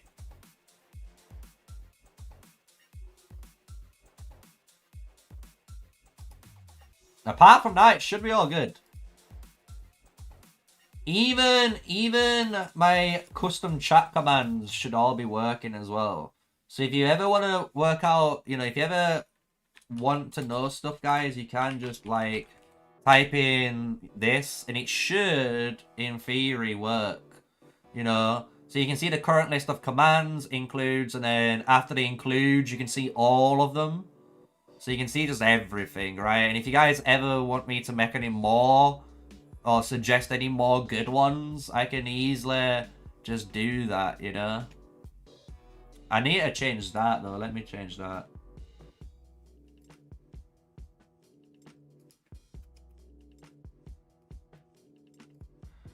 I've just updated it. It's just so I can make sure there's spaces in between all of them all. So let me do that. Because I've not really tried testing them all properly, as you can imagine. But I have got them all on, and I know they all run.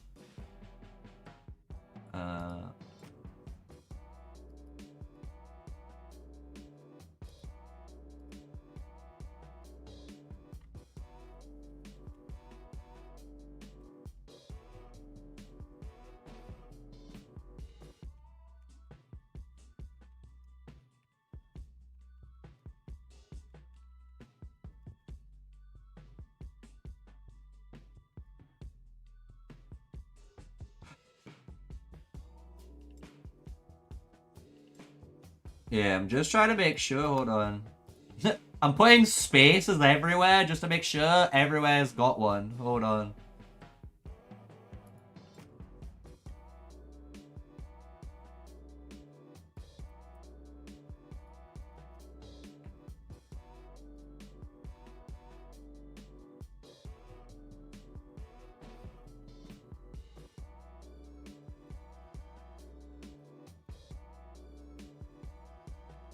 Right, hopefully that one works. No, it should.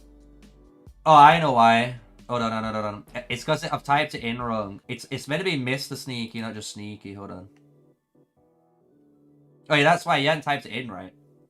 In the commands, it even says it, exclamation point, Mr. Sneaky. It's not just Sneaky, it's this. It should be this. I think. If you don't, there you go, look.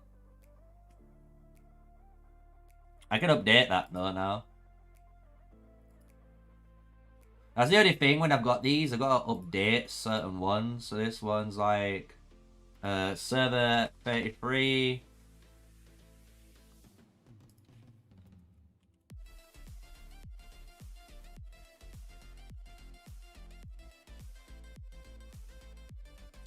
There we go. Updated.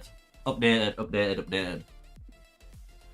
yeah, man, I've got all of these, like I say, and then the stream elements, like I say, does its own thing. I also, as well, as you guys kind of might have seen, I have updated the Discord. I know you guys are probably wondering how, but I have updated the Discord because one complaint people said, and I took it on board, was the fact that the Discord had too many notifications. So what I did, I'm not even lying, I removed a shit ton of bots. And I mean that. So the only thing in my actual community server now is your stat bot. So, you know, whenever you're typing and you're leveling up. My YouTube alert bot and my TikTok bot, if I ever do a TikTok. You know, apart from that, everything else, notification-wise, you shouldn't get anything unless, like, you have them channels selected, right?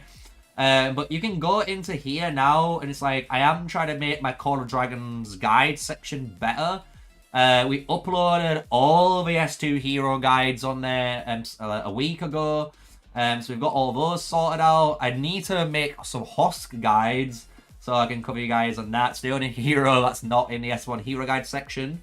But then once we've done that, I'm going to add the Bertrand guides as well into the S2 hero guide section and stuff. And you should be able to just, you know, manage for it all, you know. Good night, Crypto Dude. I'll catch you later.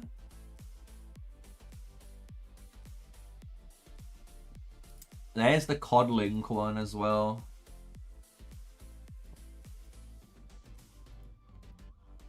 Save. I've just redone the COD link one as well.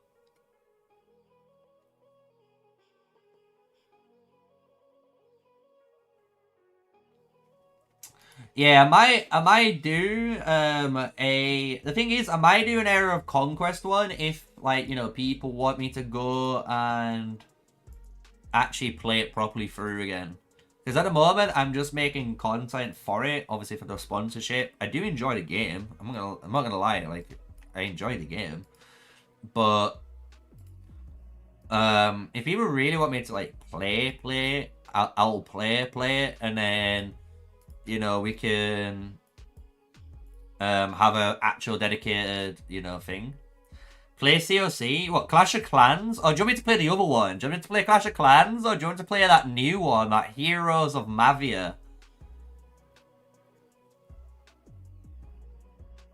Because it looks like the same game. It's new-ish, I believe. And like I say, it's on the blockchain, so technically it's a play-to-earn game. People will raise their eyebrows, but you know.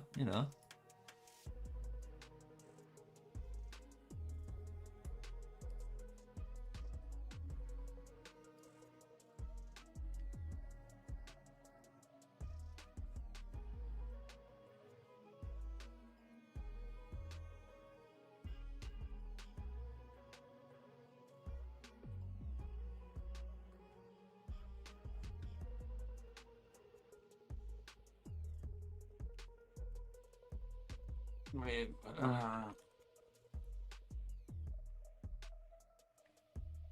let me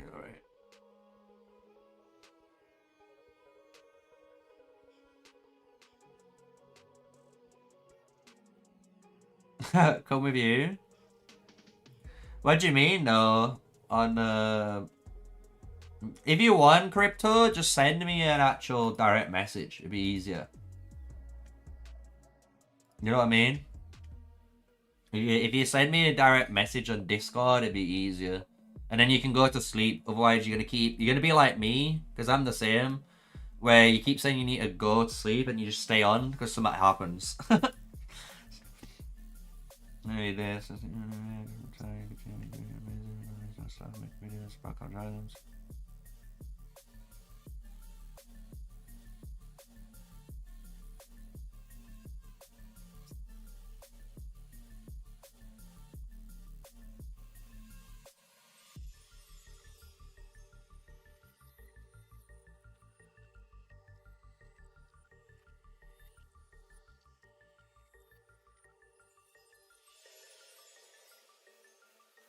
There we go.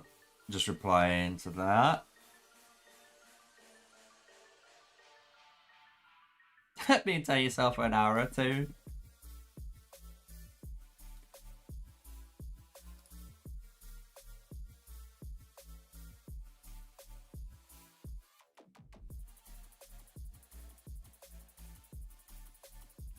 Should we see what we're at? By the way, I didn't even look. Augustone. We're at 60,000. You want me to play Clash of Clans? Jeez. The thing is, I don't know if I played Clash of Clans. I don't know. This sounds weird, but do you reckon people would want to watch me play Clash of Clans? I might message Echo about it and go, Echo, do you reckon if I started playing Clash of Clans, people would watch? Or shall I try the other one?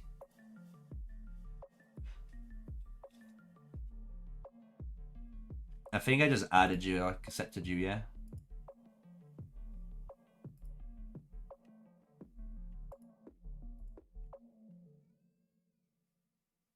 What do you want, cat? Eh? I don't know if you guys can hear him when he wails. When he meows. So.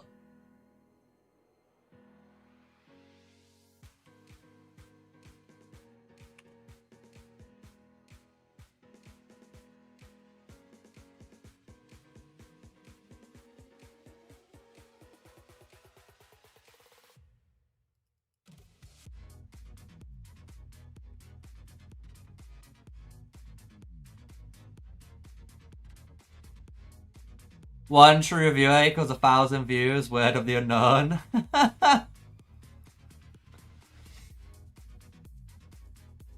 yeah, maybe. Do you know what's funny? This is funny. I've actually never actually properly played Clash of Clans. I remember it back in the day. I probably played it and got to like, I don't know, Town Hall 3 or 4 or something. Nothing major. You know what I mean? And I was like, nah, I'm not playing this game. But Maybe we play it. Play it. I might ask Echo. Echo will know. Like I say, Echo is the boy, right? Echo was the original Clash of Clans guy, so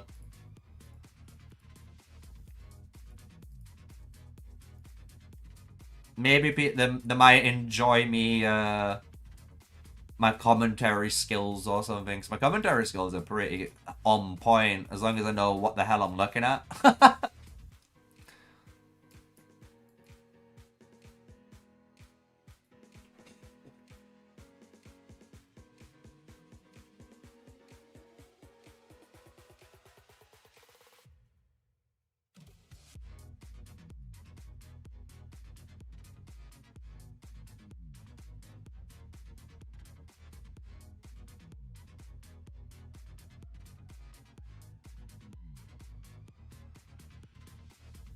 Yeah, man. I'll catch you in a bit, Crypto, dude. Like I say, I'll speak to you off stream and stuff about it all. It's just easier then.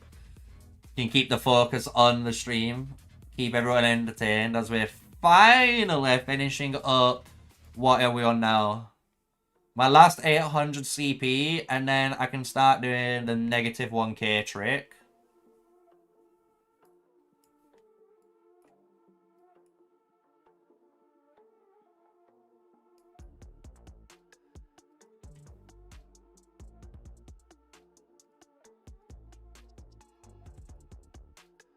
Bro, I get so many masks doing this as well.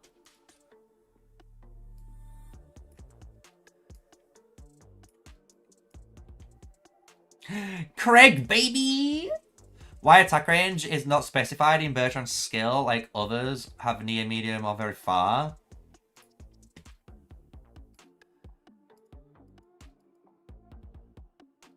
Do you know why? I won't tell you why. I don't think you can handle the truth. Do you want to tell you why? Because the hero wasn't finished. That's what I think. I think the hero wasn't finished. I'm not going to lie. I don't think they finished the hero. Because, like you said, that very far range indicator isn't on it. This skill just clearly does not work. Just straight up does not work.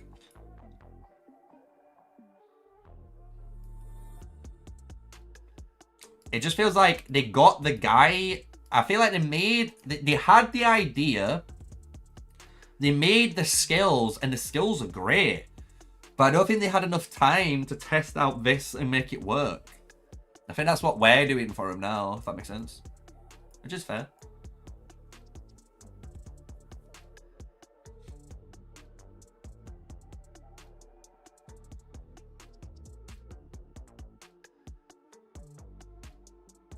Now let's start leveling up our Kin and Craig. We're on... I hate this event too, man. I want that to get off my screen, more importantly.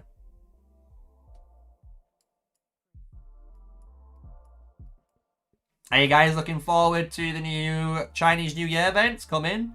We can see it.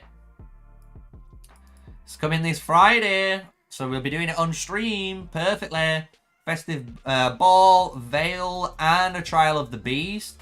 From what I've been told and what I've been talking with Miawa, I believe he said, I could be wrong, but from what I believe, in total, if you spend the money as well with potentially the payback that might come with it, you could get a total of 55 legendary sculptures, which is kind of crazy right now. So yeah. I'm purposely going to be rolling the wheel or the festive ball machines to get all the cosmetic stuff. And then I'll try and maximize it, you know, for everything else. But I'll be trying to get the skin, and then I'll be trying to get the portrait, and then trying to get the nameplate in that order. Literally. That's the order we're going, boys. Once we got all of those, we'll go back through. We'll see which ones we need to do for who's got the most heads or best resources efficiency, and we'll do it like that. You know what I'm saying? Nice and easy then.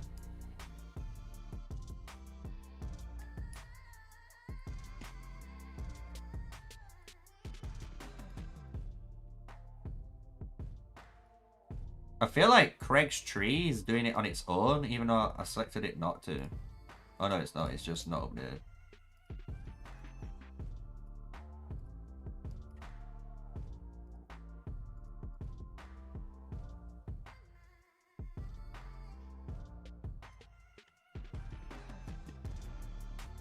Only 20k away from finishing.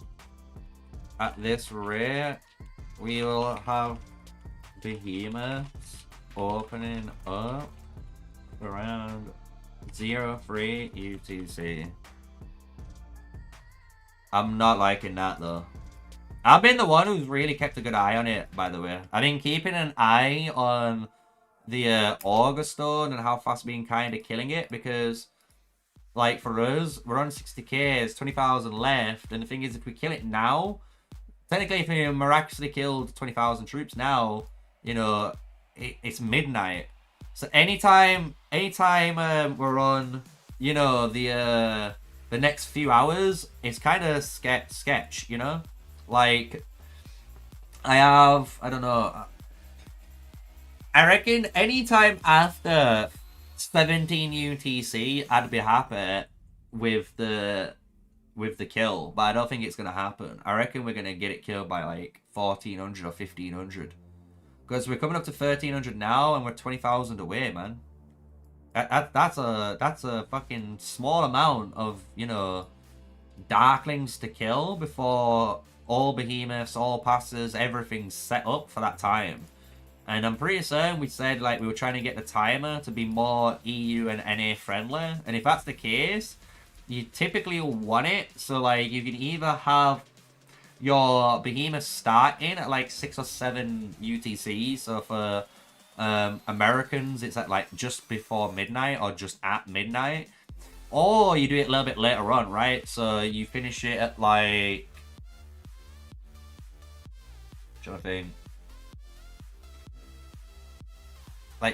Like again, probably like 2 or 3 UTC in the morning. So then it goes around, you know, 1500 UTC. But at this rate, there's definitely no way this is gonna get put on. So like, you know, it's gonna end around midnight basically.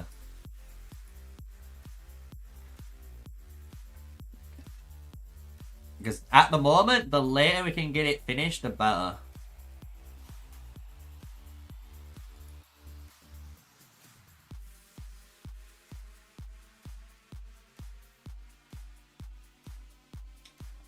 Don't worry, Crypto, it's fine. I see all the messages. I'll check them out once I finish streaming.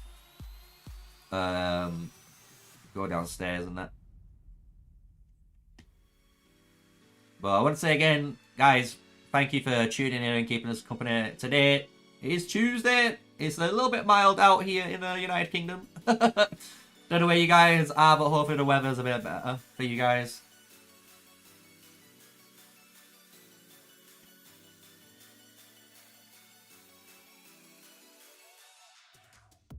Boom.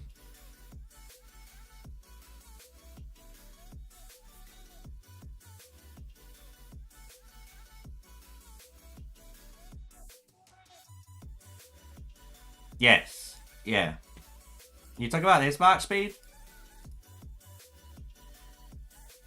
Any passive skills do, yeah.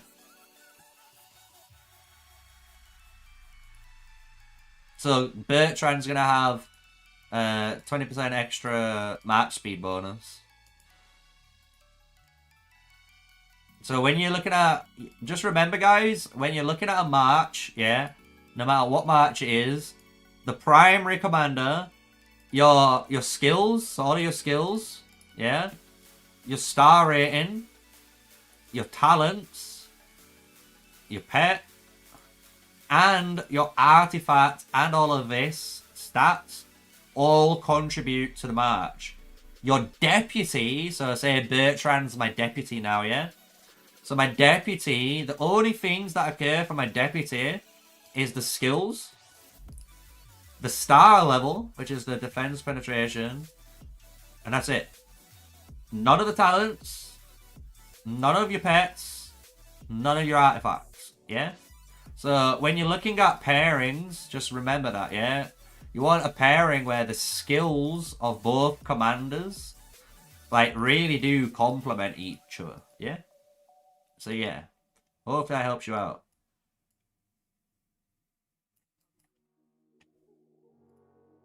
Boys, as well, I can capture some pets soon. We've got 2 pets to capture.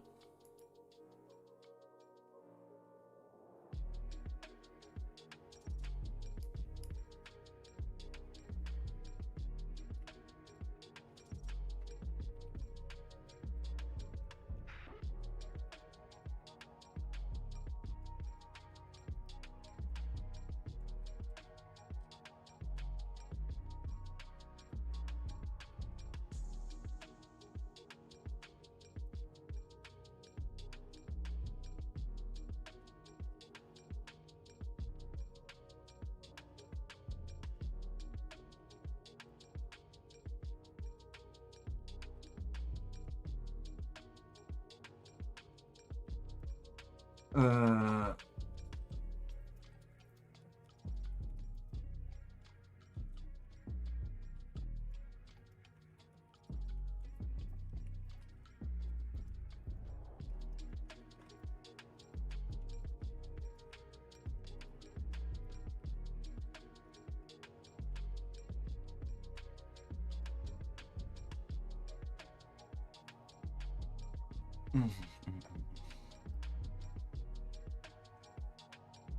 yeah, so if you look, yeah, that's funny, you know, because we did talk about it earlier. So my Atheist build right now, my Atheist build gets 5% from here and 6% from here, but we'll add this bit at the end. But with my Atheist build that I'm going to run, I get 10, 20, 30, 40, 5, 51, 71 march speed bonus with my build for my Atheist. But if I swap it over and I ran my Bertrand build, right? My Bertrand would only get me, when I go through here, technically 10, 10, 6. So that's 16%. And then this to make 36%. So I get half the amount. You see what I'm saying? Like the way I've done my trees. I get half the amount march speed but more damage. But with this build, I get way more march speed but less damage, yeah? Hopefully that kind of makes sense now.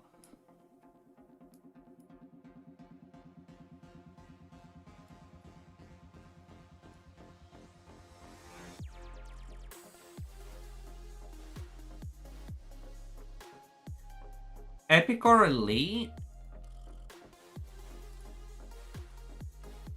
Magic Bomb's fine. Use Magic Bomb.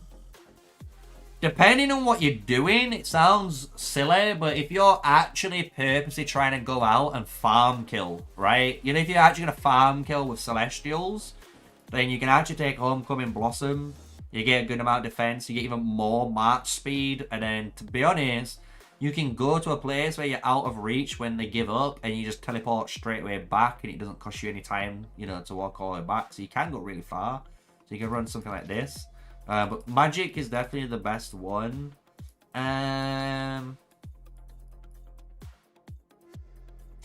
If you really have to, it will be Ever Ice. That's the only other thing. But what I would suggest, maybe in the future, if you get one, maybe Lakeside Rhapsody, dude. It's a ranged skill. It deals diffuse damage on 2 targets.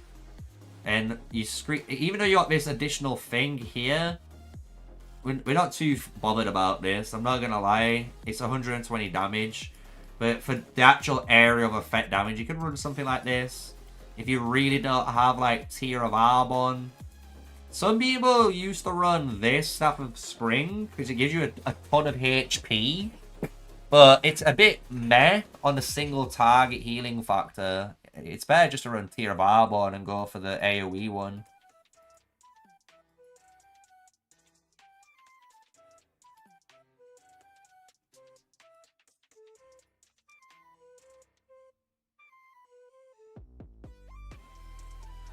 So yeah, man.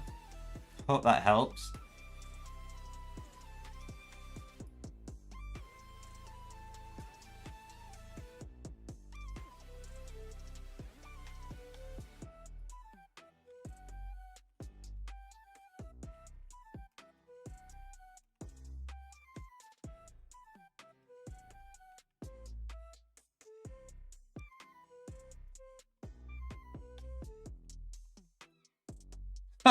I just sent an entire message to the server like, yo, can we just make sure the Augustus finished after 1800? Thanks. Thanks, guys.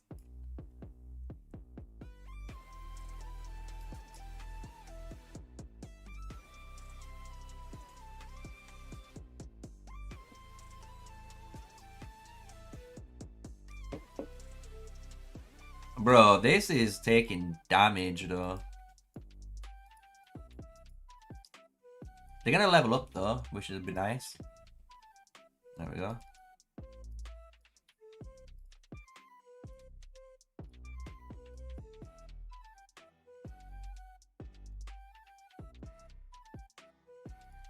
I like my rage generation.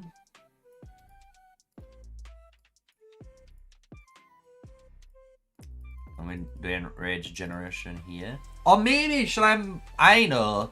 I've got an idea. Since we're leveling up Craig, I'll make Craig the guy with steady shot. You know what I mean? Because then I can test the build with steady shot and the marksman range increase without fucking up anything. And I can literally keep my Canara like going down the good old pain train. You know what I mean?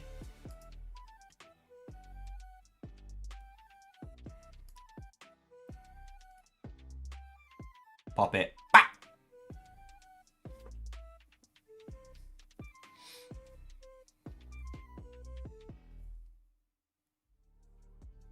But yeah, I hope that helps you out as well, Yusuf, earlier with the March speed questions and stuff.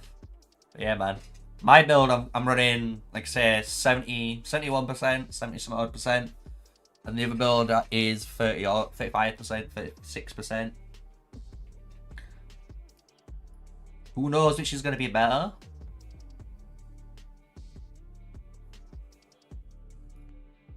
I could have even, technically, if I went this guy, I could have gone this way. This gives me more, because this is 3% instead of going down this one. But I didn't want to go Magic Maelstrom, because I'm testing that out on PvP Boy. Oh, no, I'm not. Maybe I do.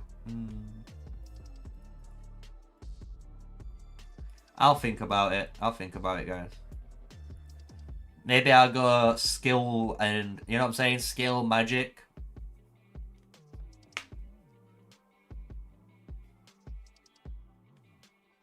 Yeah, majority of the players don't like Flying Marksman.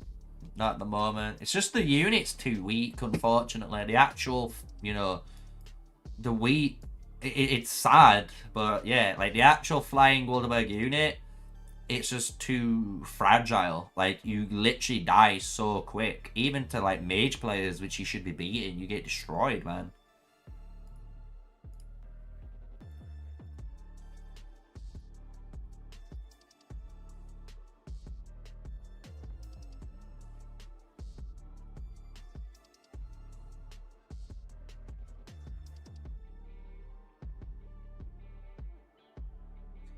Get this finished grind up. Come on, man. Almost there.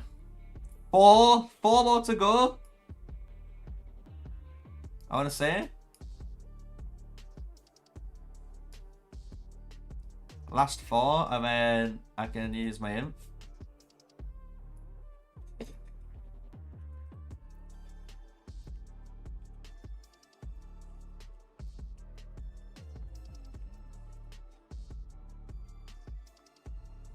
Let me just record a little bit more of this, because I do want to make a video about like leveling up your heroes, maybe a new XP guide and stuff.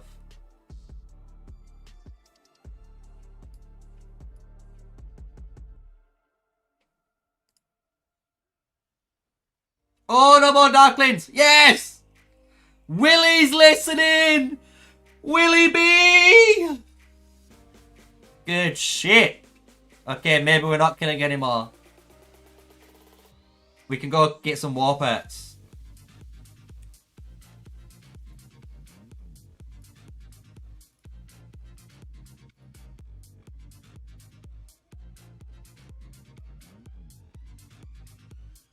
No, no.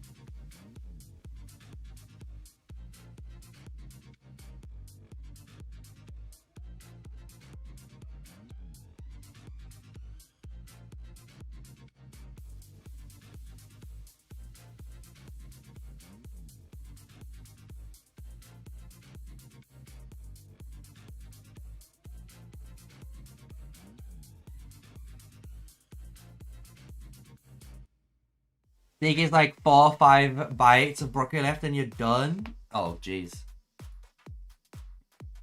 Hey guys, now we declare for war.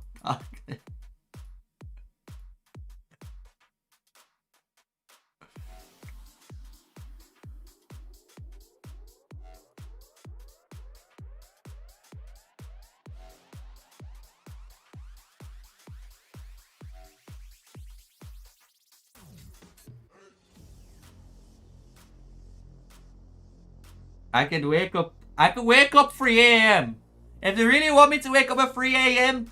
every day for these behemoths and everything, I can do it. Do you know why? I've done it before. It was painful, but you know, the only reason I don't like personally doing the 3 a.m. fucking behemoths is not even because of the time.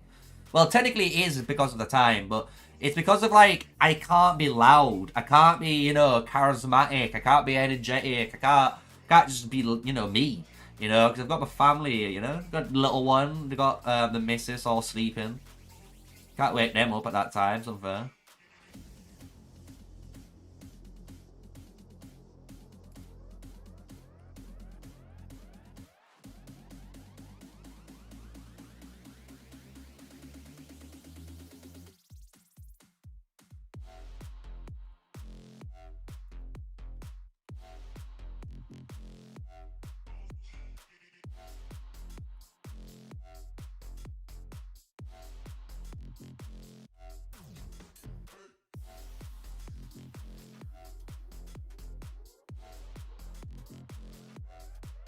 I think we actually opened up talks. I'm in here and we're just like, bro, fucking don't kill anymore. And Dora's like, maybe we don't. Yeah, easy.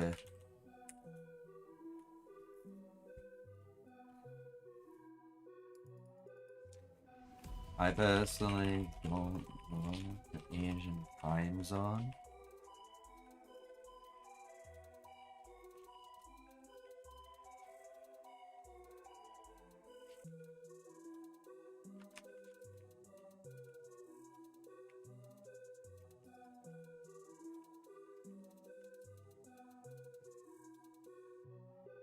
Yeah, man. Like, these guys don't even realize. The Asians are like, maybe we want to kill it, you know, for the Asian time zone. It's like, dudes, every season I've played for it was made for the Asian time zone.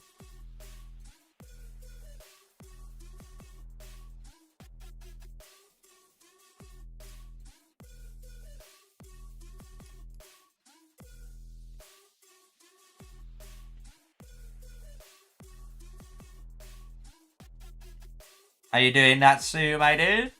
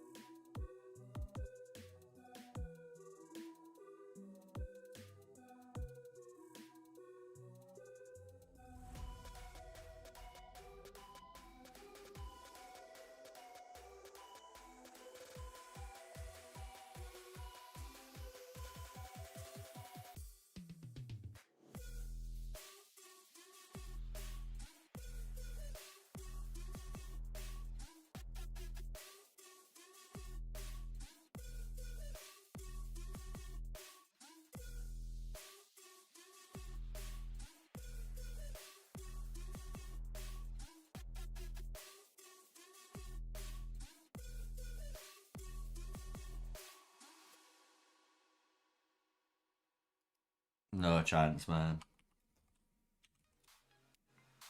No chance.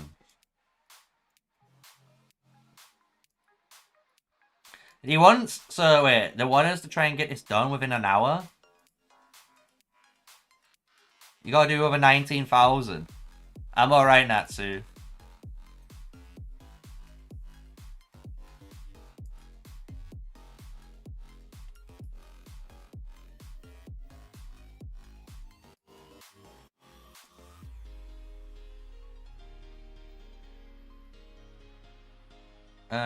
Bam, bam, bam, bam. I'm only capturing pets quickly. Let me just capture some pets quickly. Anything that's close by, but I don't... Oh, there we go. Perfect. Let's go and grab this quickly.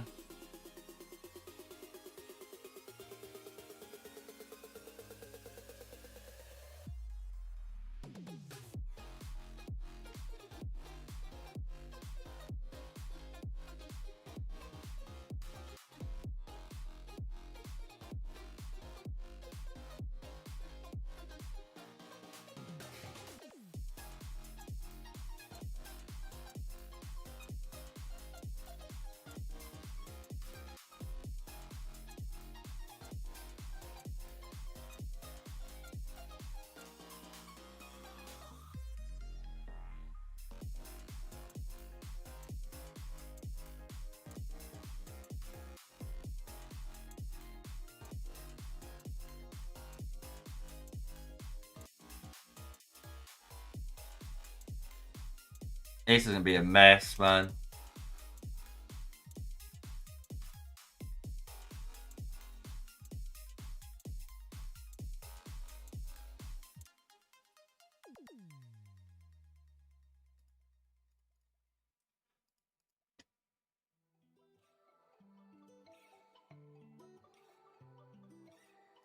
Yeah, this is gonna be a mess of a season. We'll see how it plans out. We'll see how it plans out.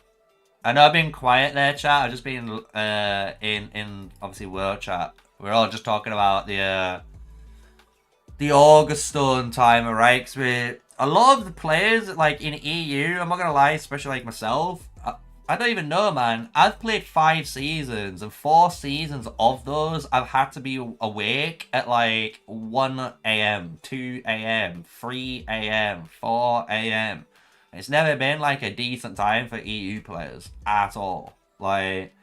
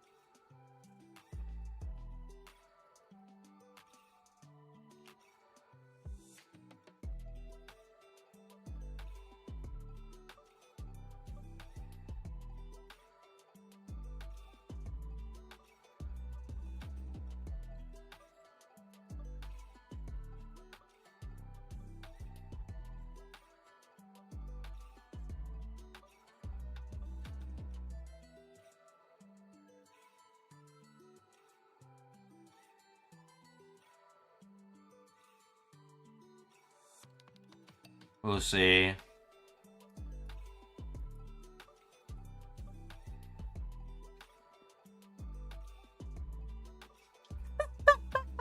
GMT time zone.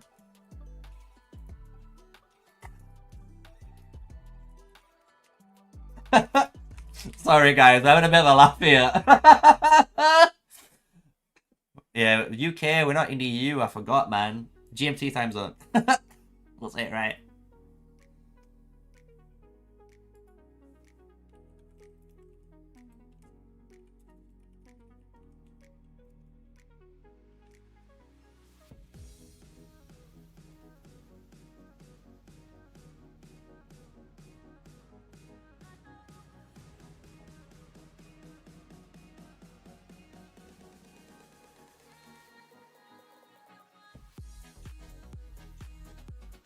Bro, am I actually just doing some diplomatic talk here in world chat with all the alliances?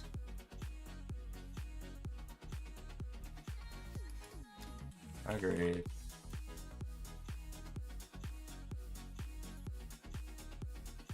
You have the bear today? Nice.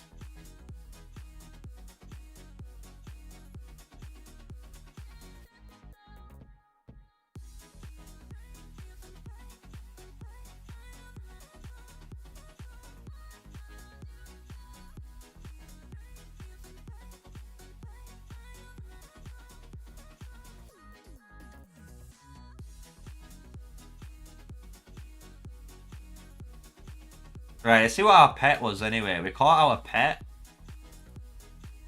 Not a 1-star. Let's get rid of it. Oh, we got Time Strike though. We'll take that. We'll take that. Take that. See if we can get one more pet captured. We need a Shadow Phaedrite though. Just see if there's a better one. No better one, really? Really?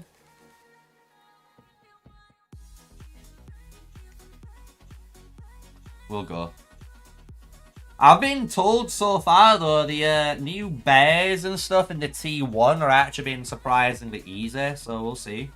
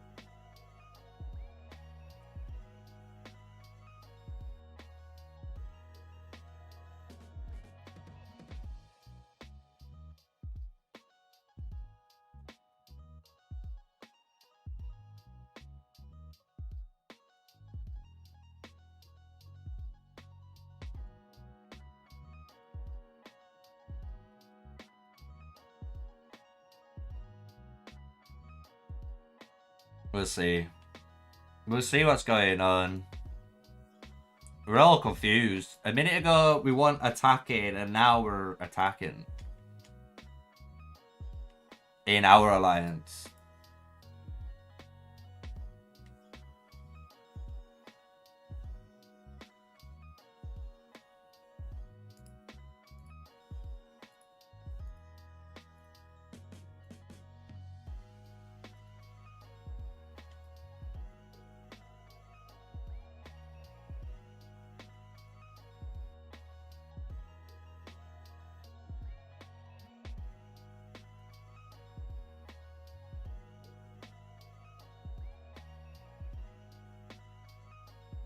We have it before 19 UTC.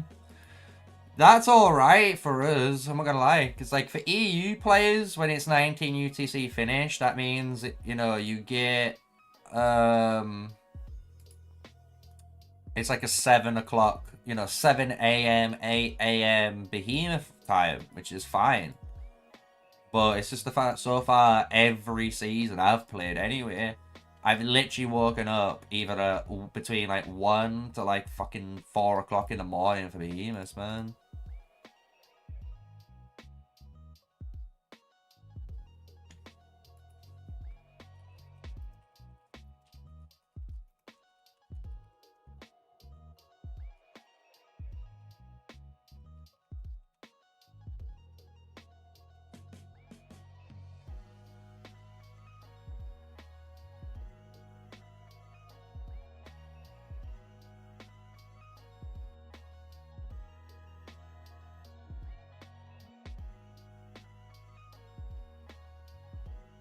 Because at the minute, I've said to everyone, I was like, I think anytime between 18 and like 2200 UTC finish time's fine. I think for like EU and NA guys. I don't know what it's like for finger. That's 8 hours. So technically 8 hours ahead. If that finishes, that must be, it's like in the dinner time or afternoon for Asians, is it?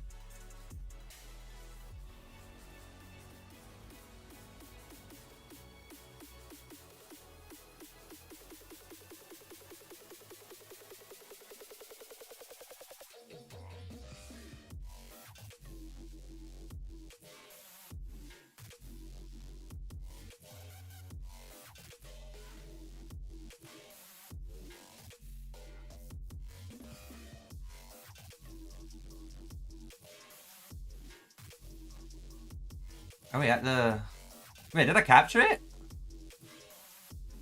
Oh, I did. I'm a dick. I'm just, like, losing track of time. Because I'm so... I don't know about you guys, but when you get sucked into something like this, you know...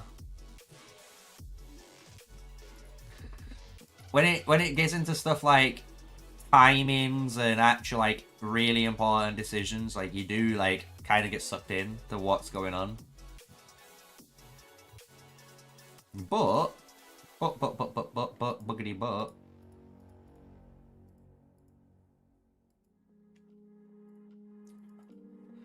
Shall I say this? Or I'll say this. I'll wake up at 1 a.m. if someone donates P5 pack.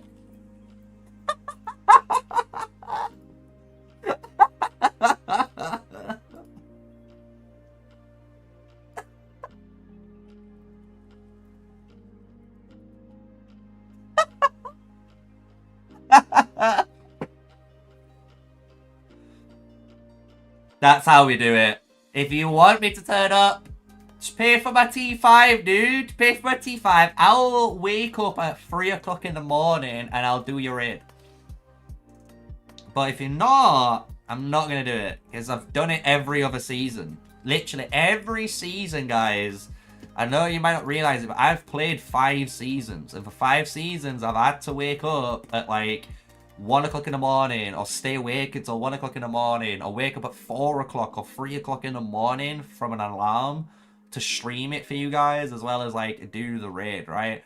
And I'm not gonna lie, when I was doing that, it fucking kills me, dude. Like, the next day, I'm so groggy, I'm really knackered, like, I just can't concentrate, because I'm just literally just sleep deprived from all of the work I have to do on top. So it's just like...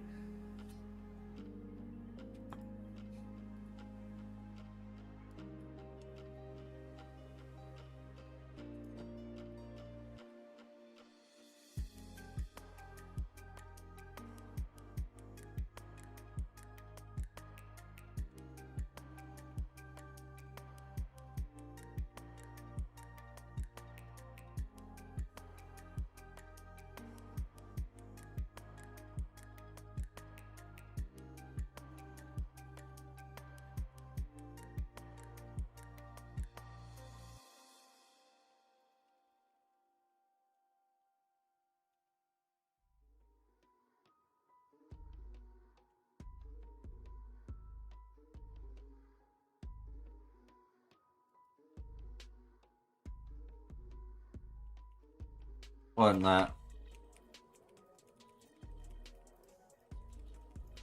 Let's get back to the stream.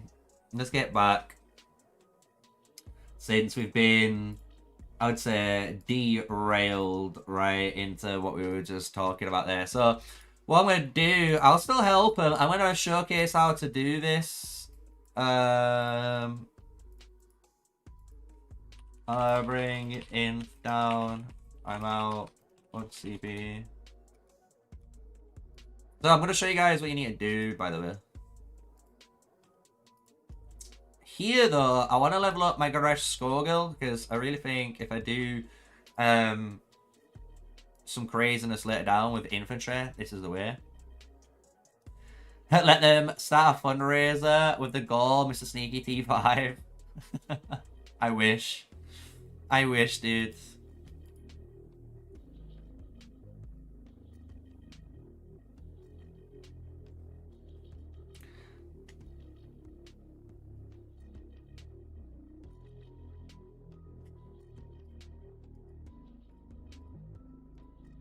I can donate here. One thing I need to do, and I'm not gonna lie, I've been really slack on it in this, is my tech. I really do need to do this tech. Look how much prestige I'm on now, by the way. Day 3, boys! How? Because I did spread the word and war studies as fast as humanly possible to 10 out of 10. And as soon as I've done that, I'm not gonna lie, I feel fucking great, boys. If I was a whale right now, I'd be like, gem, gem, gem, gem, gem, gem. All the way through, man.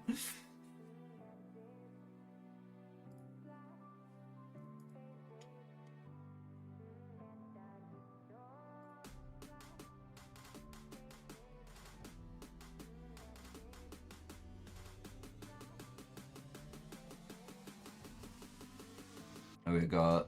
We're walking in.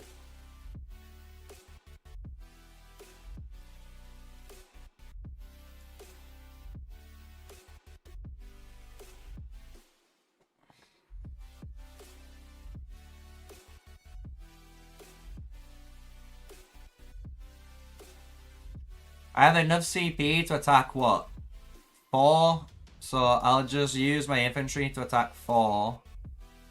Level them up. And then I'll use the CP trait. Keep going.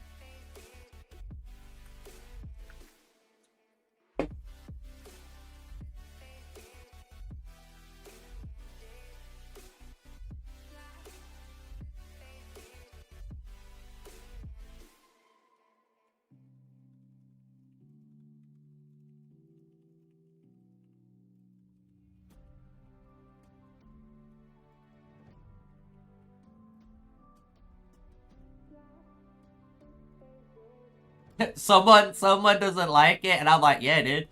Riches of the Forest, I'm not gonna lie. Riches of the Forest, like I said in my video, this event easily could have had a bunch of quests. You could have earned 20 keys or 20 unlocks, spin this bad boy 20 times with the same probability. And if you got something, you got something. And if you didn't, you didn't. But it's really good because, again, you get free-to-play players access to the game. You give spenders access to the game and encourages spenders. Like, look, I'm giving you some free spins if you want to spend your money here. Like, you don't have to spend as much. I'm giving you 20 free spins, you know?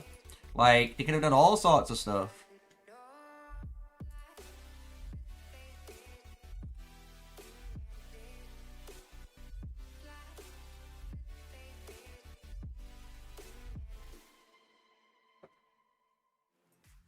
Decree. Press green if you are EU. Nothing if you're different than those 2 PM meeting. Red if you're NA. I am green.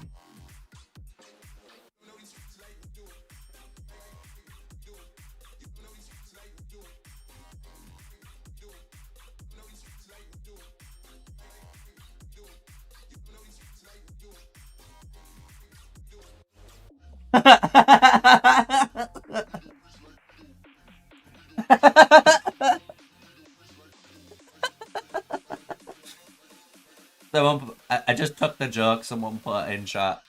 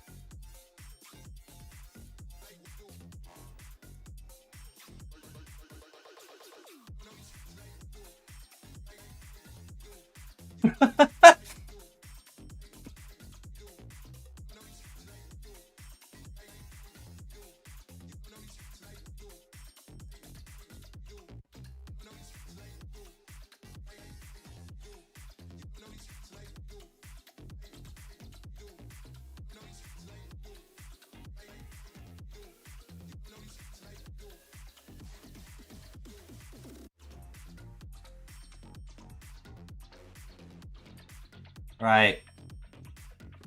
I'm kind of ready to do this anytime, by the way. My in here to CB drain.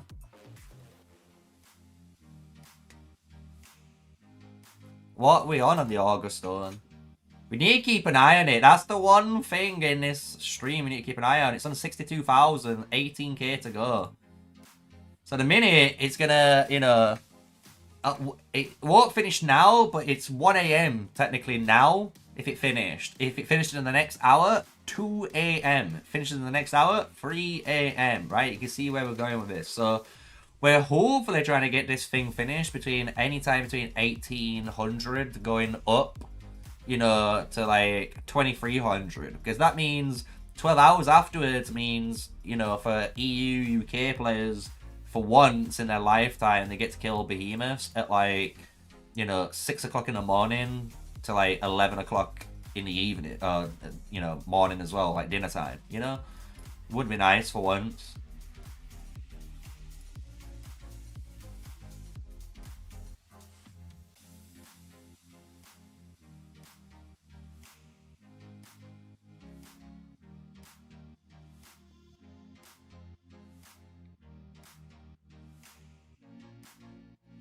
So if you guys are wondering what you need to do, by the way, with this trick, just make sure you have either Harlequin's Mask online.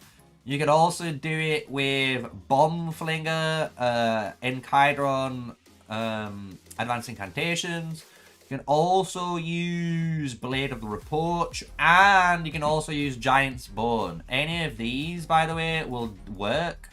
Basically, any PvE artifact you can use in order to do this trick. So you can actually see, you know, how my artifact's already activated, right? You can see I can use it. Same with like the builder building away. So like I could do all that, and then even when I've got no CP, what I'm able to do is technically like taunt this boy to draw aggro, and I'll still lose CP. You'll see. I'll be able to go down to a minus 1,000 total, and then I'm done, basically.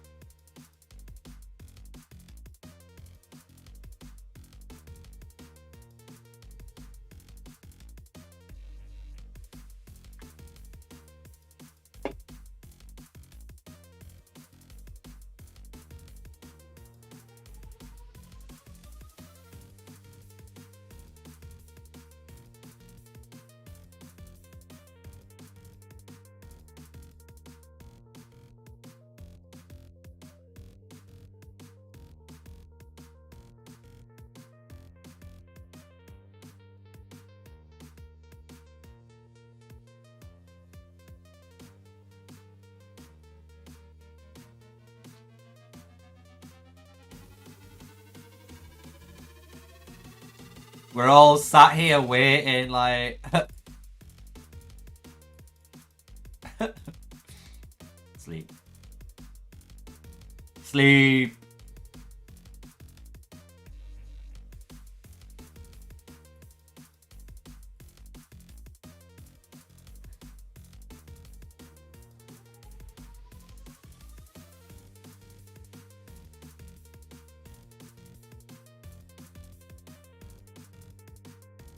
I'm just waiting to get the go button from the guys here. I don't want to just start attacking something and cause an issue when people aren't ready. Plus, it could kill me, you know? I could just kill myself if they weren't ready.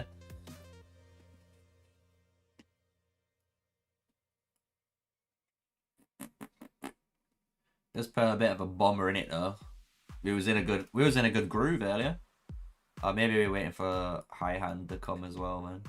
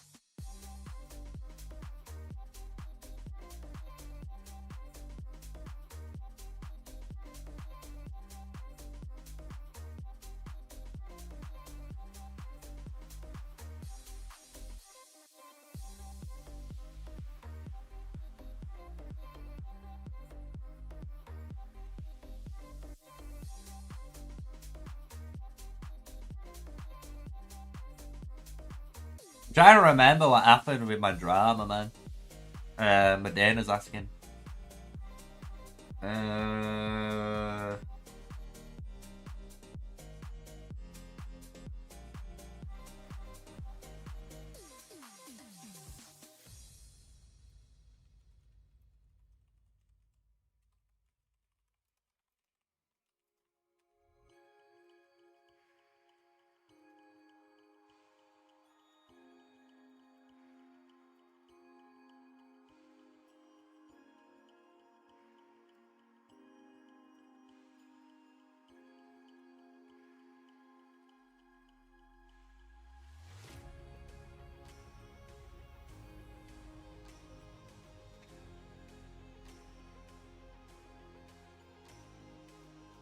Oh, I want to kill a Darkling!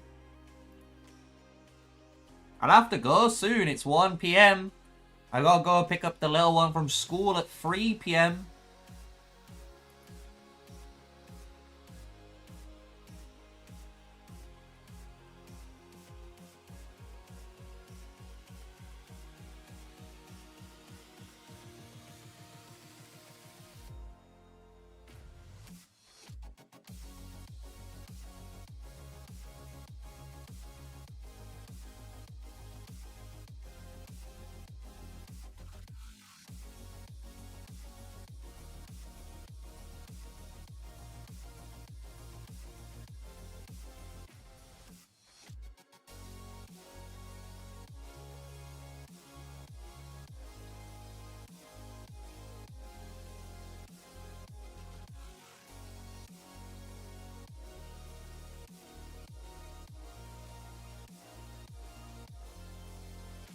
I've got so much people, man. People are asking about the Vic boys. And it's weird though, like as well, in my did it?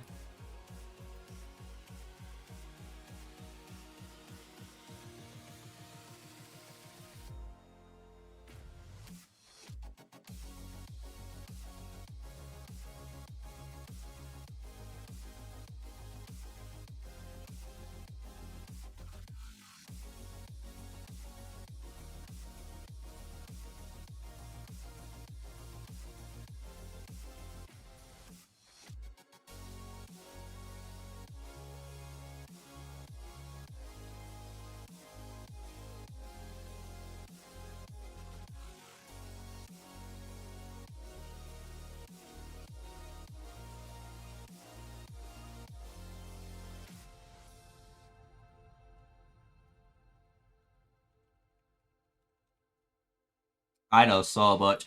Spilling the beans, as we say. Spilling the beans. Well, we've got nothing to do. Dax with the cat in a hat. Cat in the box. We're just trying to, like, be ready so I can fucking kill something. Someone kill this 37 with me. Not gonna... I need to die. Maybe YouTube famous.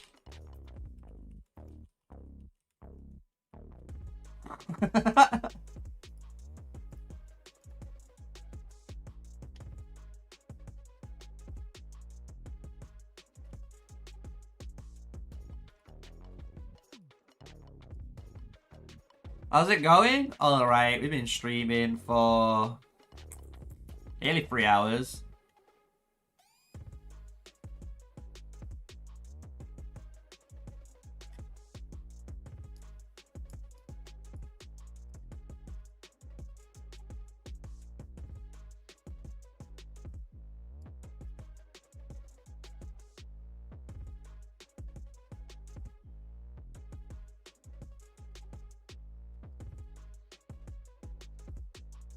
Love it.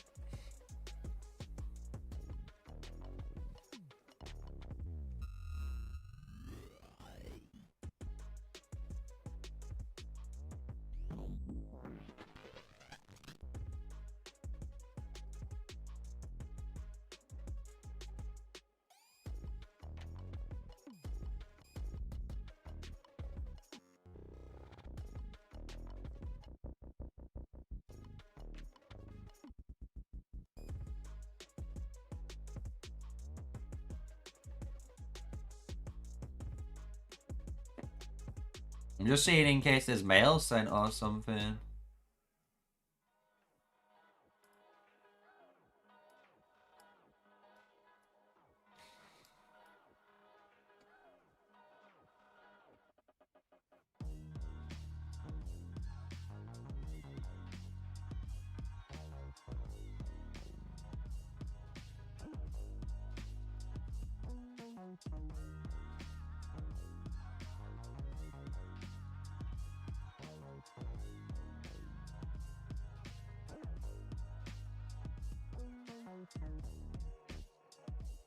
I'm like here waiting for a ball.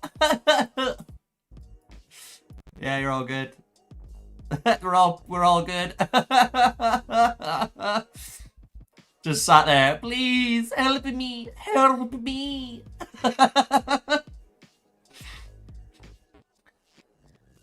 There we go. High hand takes the aggro off. So he's done it himself. So you're going to see the trick very shortly. I've only got 2 more hits I can do. And then I'm out of CP. As you can imagine.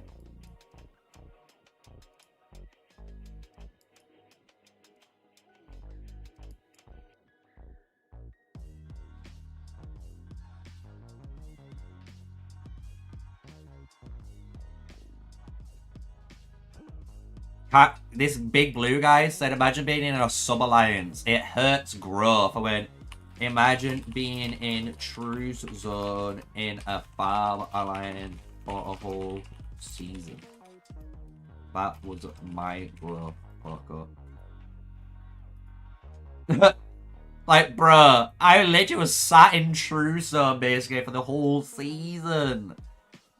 My growth stunted so hard. So hard.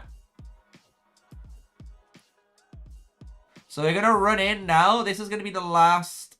Oh, okay, one more. Not the last.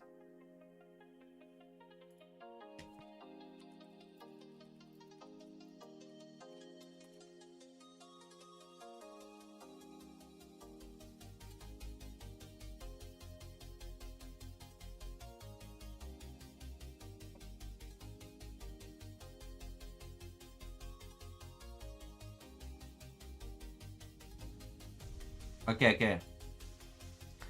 So here we go. We're going to start doing the trick in the next one. So you're going to see now With CP recovery, if I duck, it's going to be under 0, right? So in reality, if I go to attack this, as you're going to see in a moment, I don't have enough CP to do it, right? I can't kill anymore. I can't do it. However, you can. So what you want to do is actually walk over to the big old boy and just press the taunt button and then just stand still, basically. And then if we go up here, we've lost CP. And then the beautiful thing about it is we've lost CP. Our artifact's on a 15-second cooldown. It's on now 10 seconds. It's on a 30-second cooldown. So you basically can do this every 30 seconds. So like now, I'm going to move over. You can see again, no CB to attack. We just move up. I hit the taunt button. And now I'm being aggroed. And now I'm on minus 96. See what I'm saying? So by doing that, I'm able to technically go all the way to minus 1,000. As long as I keep doing it. So I can go to minus 1,000. I can get that. And if you're wondering, that sounds crazy. It actually takes you 12 hours to go from 0 to 1,800. So it's only going to take you about 6 hours or so, shall we say. And it's going to take you again from, you know, hardly anything. 95. See if this will trigger it. If we get attacked. Oh, I didn't get attacked because it's being blocked. But yeah, it just lets you just keep going, as you can see, and just keep training the troops. So we'll move up to this one. We'll get it this time. I'll try and showcase so you can see, look, I'm on 94. You know, 94.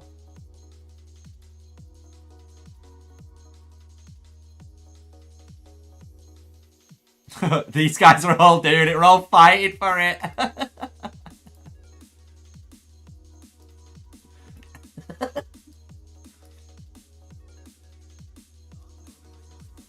When did everyone call them out?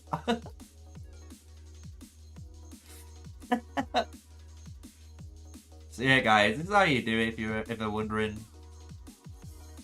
It helps a lot if you it helps you a lot as well if you're able to do the trick, but make sure if you're doing the trick, you know, your war studies is maxed out. You want to make sure you're maximizing on that XP gain, you know? And I go taunt.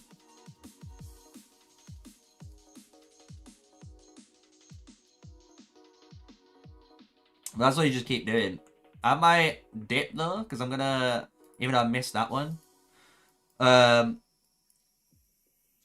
need to do some work. It's come past 1 o'clock. We're gonna do a little bit of work before we jump out. If you guys want to check it out, I do have, before you all run away and Scarpa, I know what you like, at end of school almost. Right, if you check out the channel, my Bertrand guide is out. I've done a bunch of Bertrand testing, teaching you how Bertrand's second skill works, done all that shebang, made it look all nice and fantastic, you know.